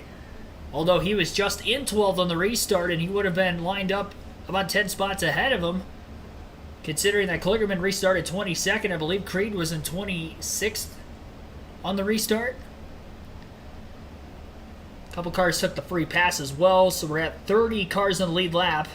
Sammy Smith, Daniel Hemrick, Chandler Smith all at the rear end of the lead lap right now, as they might have ended up hitting pit road again. Everybody should be good on fuel to the end of the race, considering that most of the field pitted right at the beginning of stage 3 before the caution came out. There were only a few that still pitted during the yellow, but the window 28 to 30 laps, so we will not have to worry about fuel the rest of the going.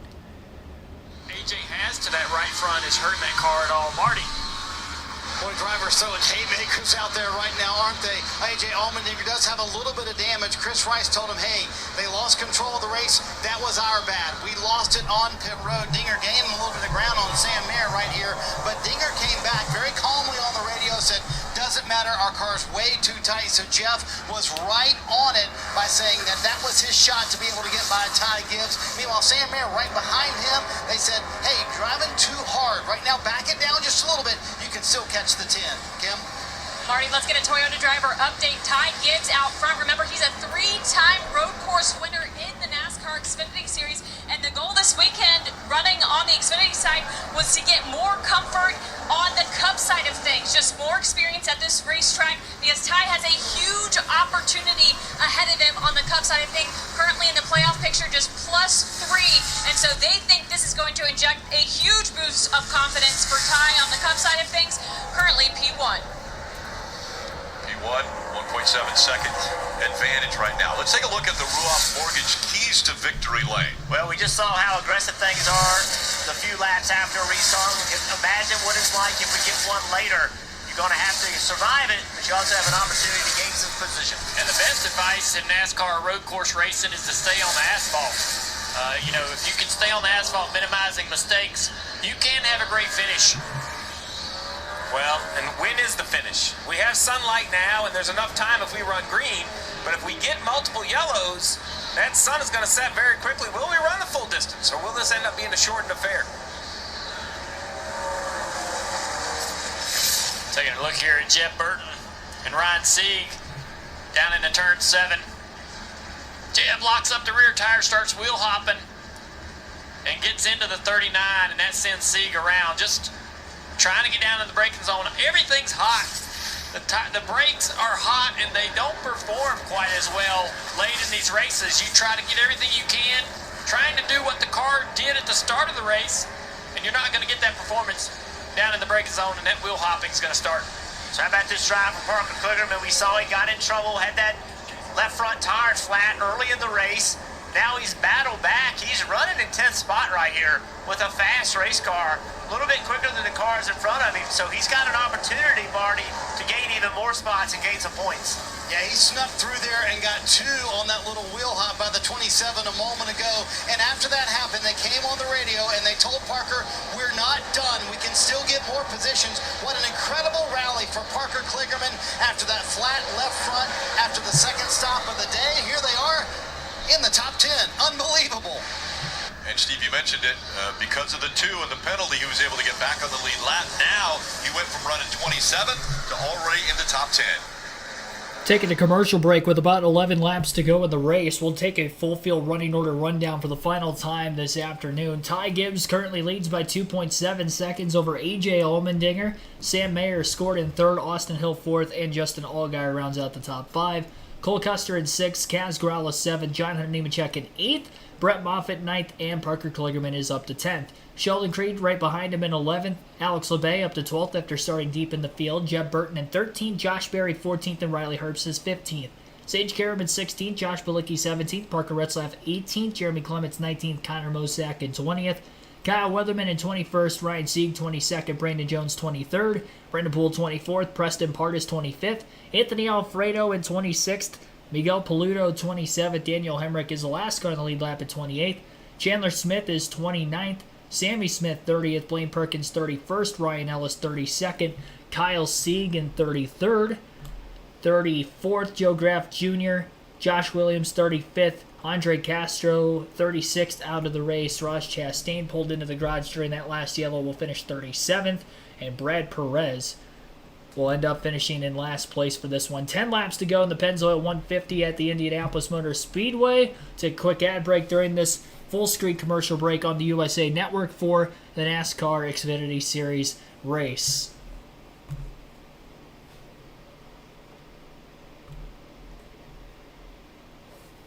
So we are down to just 10 laps remaining.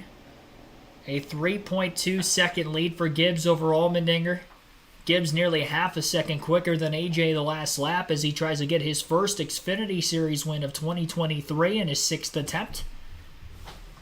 And Allmendinger in his 5th race this season. Currently in 2nd, he's only finished outside the top 3 one time, and that was at Road America where he still ended up finishing in the top 10. Unfortunately, though, for AJ, his chances of winning the race slim to none if we stay green to the finish. 10 laps, plenty of time for a caution, although cautions on road courses a lot more difficult to come by. Gonna need a car to get stalled out somewhere around the racetrack or debris to be laid down in the actual driving lane for there to be a caution. Because we've seen spins since the restart, but obviously no yellow flag comes with that, with the field very spaced apart. Unlike in most other motorsports where there are local cautions on road courses, NASCAR does not have it, only full course cautions only, so it's either full yellow or no yellow whatsoever. Bill Productions, thanks for tuning into the stream. Thank you for anybody who has tuned in over the last, really since we got back into the commentary portion of the stream with 30 to go. We had a bit of an outage with Hulu earlier. It seemed like some other people that watch Hulu were also having problems in the chat, so you can watch the race on the NBC Sports app if you have no other way to watch it. If I would have known that right away, I would have ended up quickly swapping to the NBC Sports app to watch it, but unfortunately, I was unaware of that right away. Now I know for future reference, if I have any technical issues with visual, that I can go to there to try to watch the race. I didn't think it still worked with Hulu being down, because I knew I had to log into Hulu still. It was just kind of weird that it threw me back over to NBC Sports, though, after I did that. 9 laps to go. Kligerman, Creed, making passes. They just passed Brett Moffitt now on the racetrack, and that will move them up to 9th and 10th, right behind Jonathan Nemechek in 8th. On their way, and they had a really strong string of finishes over the summer, 11th or better, including a 4th place finish at the Chicago Streetcar. So that was the best finish for that team so far in the NASCAR Xfinity Series. Right now, Brent just complaining when he gets on the throttle. The rear is tending to come around, so that car a little bit loose off the turns. Little lock up there for the 2, right there in front of Moffitt. You imagine Creed's pushing as hard as he can to be able to try to take a spot back away from Kligerman. Creed has to not push himself too hard. That's where Creed's got himself in trouble. There's been a majority of the races that Creed's been in this year, he's had problems on track, and he's right there with Parker. Do not make a mistake and let Parker get away from you with points. Just sit there and don't. Oh, there he goes, off track. Just right there. Got in the corner too deep. Moffitt got back by him. Those are the things that have gotten him in trouble all year long. Rick, I'm going to give you credit. You were not talking about Sheldon Creed at that moment. I had nothing to say about Sheldon Creed right then as he gets in just a little bit deep here. Just again, trying too hard and did a nice job of saving the race car, but these are the things that have hampered his ability to have better finishes than he's capable of. He's got speed, he's just pushing all the time, and he pays the price for that. He's learning. Young race car driver, great success in the truck series, trying to learn how to run the entire race in an Xfinity car. He pushed again and was able to push by Brett Moffitt. And slow on the racetrack. Yeah, stopped now is the 16, and so Chandler Smith, he's rolling once again. He's on the runoff of 11. He did the stop and go. Yep. He must have missed part of the track or something. That car is damaged heavily from a crash in turn 7. looks like short track racing. Some of these cars, the damage that we're seeing to them. Yeah, it's tough for these teams. There's Perkins. 0-2 out in the grass. It's turn. Looks like the end of turn 7. That's turn 8-9. Now he's going through 10 here. Got a flat tire, I believe. You're down, looks like, right front. Must have had a big lock up into 7, blew the tire out, ended up through the grass. Now just trying to get around the pit road. Is he dropping debris on the racetrack, though, now? I don't believe so. But let's see here. Wheel contact's going to probably cause this flat tire right there. Turn 8 and 9. That was immediate. Yeah. The second they touched it, This is damaged Chandler. the tire. This is why Chandler ends up going straight through turns 11. Just locked it up, couldn't get turned. So he's got to stop here to avoid a penalty. And that was Ty Gibbs, the race leader that almost got into Chandler Smith. Connor Mozak in the 24 just in front of Brandon Jones. Things heating up between these 4 cars. Yeah, these guys are running just outside the top 20. Under 7 laps to go.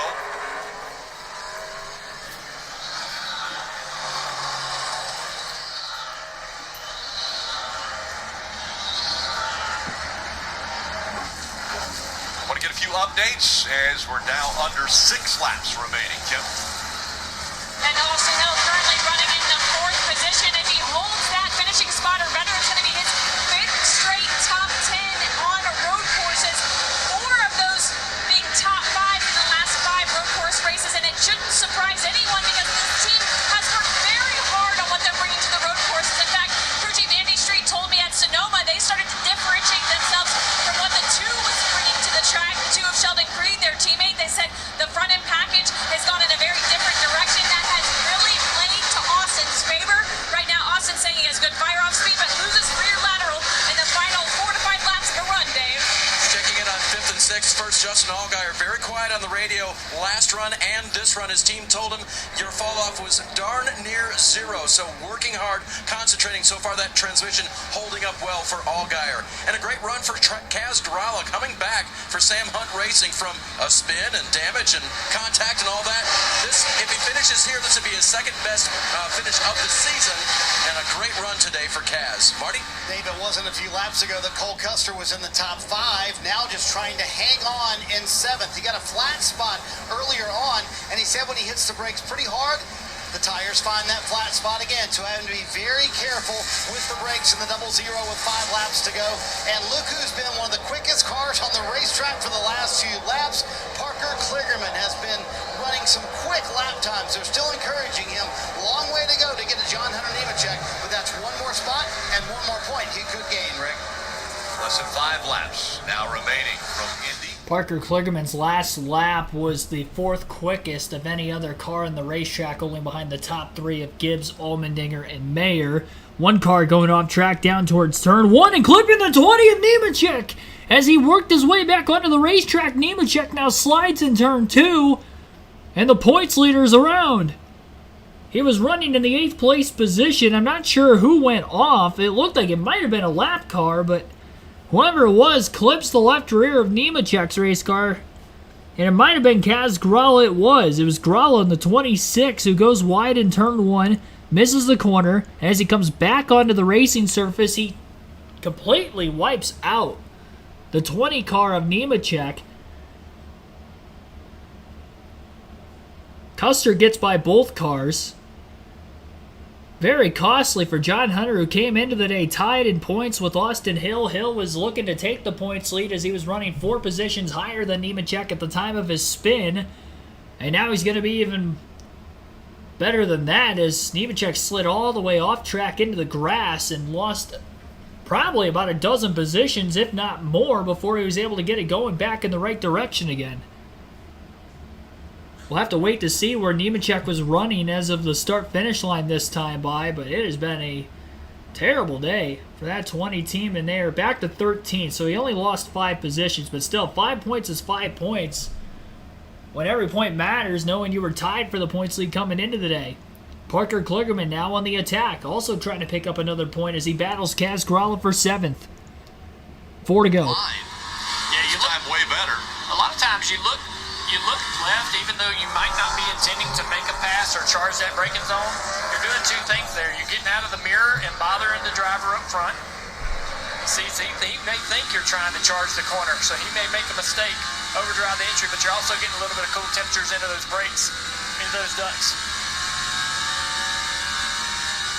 Under 4 laps to go, and Gibbs continuing to pad his lead. It's over 5.5 seconds now over A.J. Allmendinger. 3 times Ty Gibbs has been to victory lane from road courses, and they've all been different tracks. See Parker Kligerman right here. He saw Kaz Grala miss turn 1. That means that's his weak spot. So Parker's job right now is to stay as close as he can and have forward momentum. There you go, or just do that. Just turn right and pass. I thought he was trying to set him up through this complex and then trying to pass him in 1, but Parker's able to take advantage of him in turn 12. Mark, let's go get that next one. Under 3 to go. And issue with the 39 of Ryan Sieg. And another track bar issue on this car.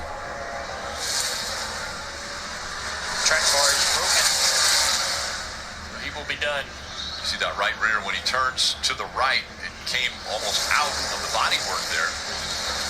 And here's Kligerman with Grala and Creed behind him. Grala's pushing his car as hard as he can. You can see he's trying to keep the 2 behind him, but he just does not have the car right now. It'd be really easy for him to overstep his bounds. This is an incredible run, though, for Sam Hunt Racing.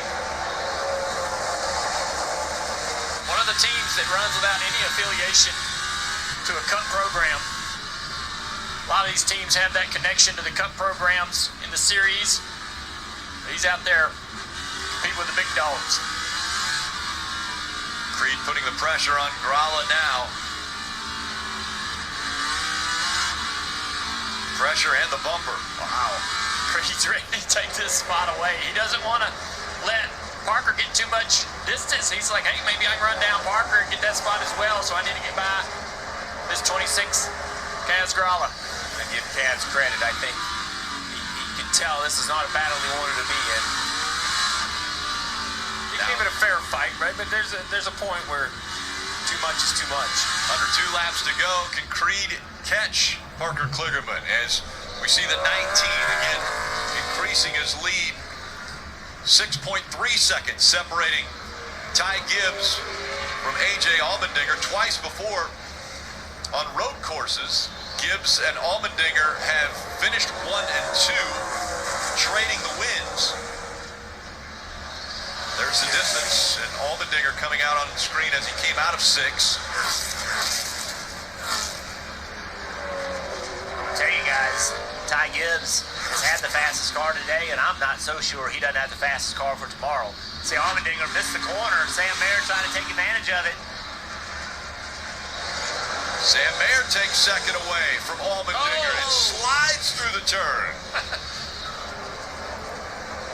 What a great drive for Sam. You got to feel good anytime you go by Allmendinger at a road course.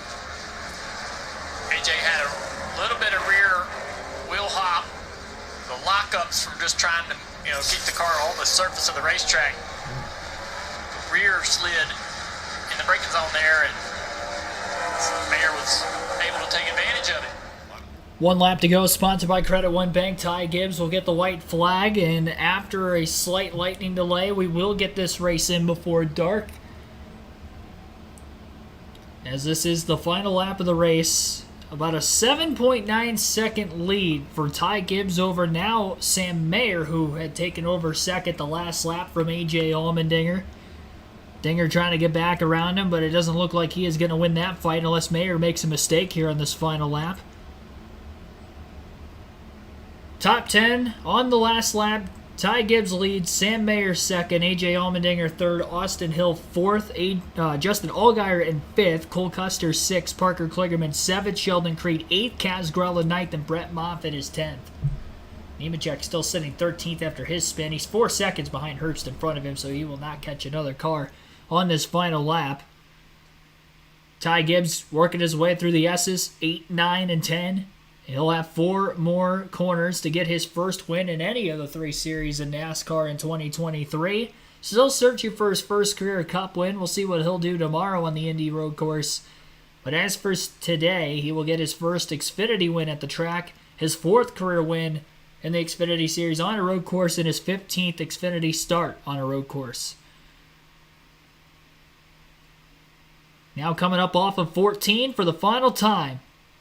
And onto the main straightaway, Ty Gibbs will win his first Xfinity Series race of 2023 as he goes down to the wet at the start-finish line. You'll get to hear from Ty Gibbs, your race winner, as well as some of the other top finishers from today's race in our post-race interview. Gibbs ends up with the win. Sam Mayer will finish 2nd. A.J. Allmendinger 3rd. Austin Hill 4th. And Justin Allgaier again will round out the top 5. We'll go through the rest of the running order while we wait for Gibbs to get back around the track. Before his interview, Cole Custer again finishes 6th. Parker Kligerman with a solid day in 7th. Sheldon Creed 8th. Kaz Grella 9th. And Brett Moffitt ends up 10th. Alex LeBay 11th. Riley Herbst 12th. John Nemechek 13th. Josh Berry 14th. Sage Karam 15th. Jeb Burton 16th. Parker Retzlaff 17th. Josh Bilicki in 18th. Jeremy Clements 19th. And Kyle Weatherman finishes 20th. Brandon Jones 21st. Miguel Paludo 22nd. Anthony Alfredo 23rd. 24th, Preston Pardis. Brennan Poole, 25th. Connor Mosack, last car in the lead lap, finishes 26th. Daniel Hemrick, first car lap down in 27th. Sammy Smith, 28th. Ryan Ellis, 29th. And Kyle Sieg, 30th. Blaine Perkins ends up 31st. 32nd, Ryan Sieg. Chandler Smith, 33rd. Josh Williams, 34th. Joe Graff Jr., 35th. Andre Castro, 36th. Ross Chastain, 37th. And Brad Perez rounds out the 38-car field today in last. 1 hour, 57 minutes, and 29 seconds total time on today's race. 75.44 miles per hour was the average race speed.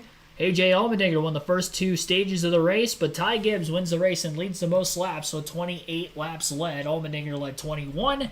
Sam Mayer led 5 laps. 1 lap for Sheldon Creed during green flag stops. Josh Berry led 2 laps. Josh Bilicki led 1 lap. Daniel Hemrick led 3 laps, and Jeremy Clements led 1. A lot of those lead changes, though, during green flag pit stops, excluding between the 19 and the 10 throughout the course of the day, as we had 8 different leaders and 11 lead changes amongst those 8 different leaders. Just 3 cautions for incident in today's race, 1 in each stage. Gibbs he is still power sliding his way around the racetrack. Multiple burnouts, nearly every section where there is some sort of seating, giving the fans a little bit of a show here during the post-race. We'll take a quick ad break, and then you'll get to hear from race winner Ty Gibbs.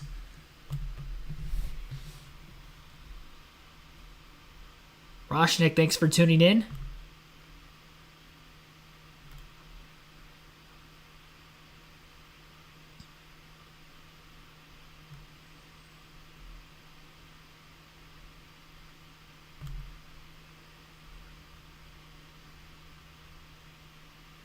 Another burnout on the main straightaway again for Gibbs. Be sure to hit that like button and subscribe for more daily NASCAR content if you haven't already. We hit our goal of 100 likes on the stream, currently at 103. Again, we will stay live for this post-race interview with Gibbs and anybody else before the USA Network heads to their first commercial break in the post-race show. Here is your winner, Ty Gibbs. Motor Speedway.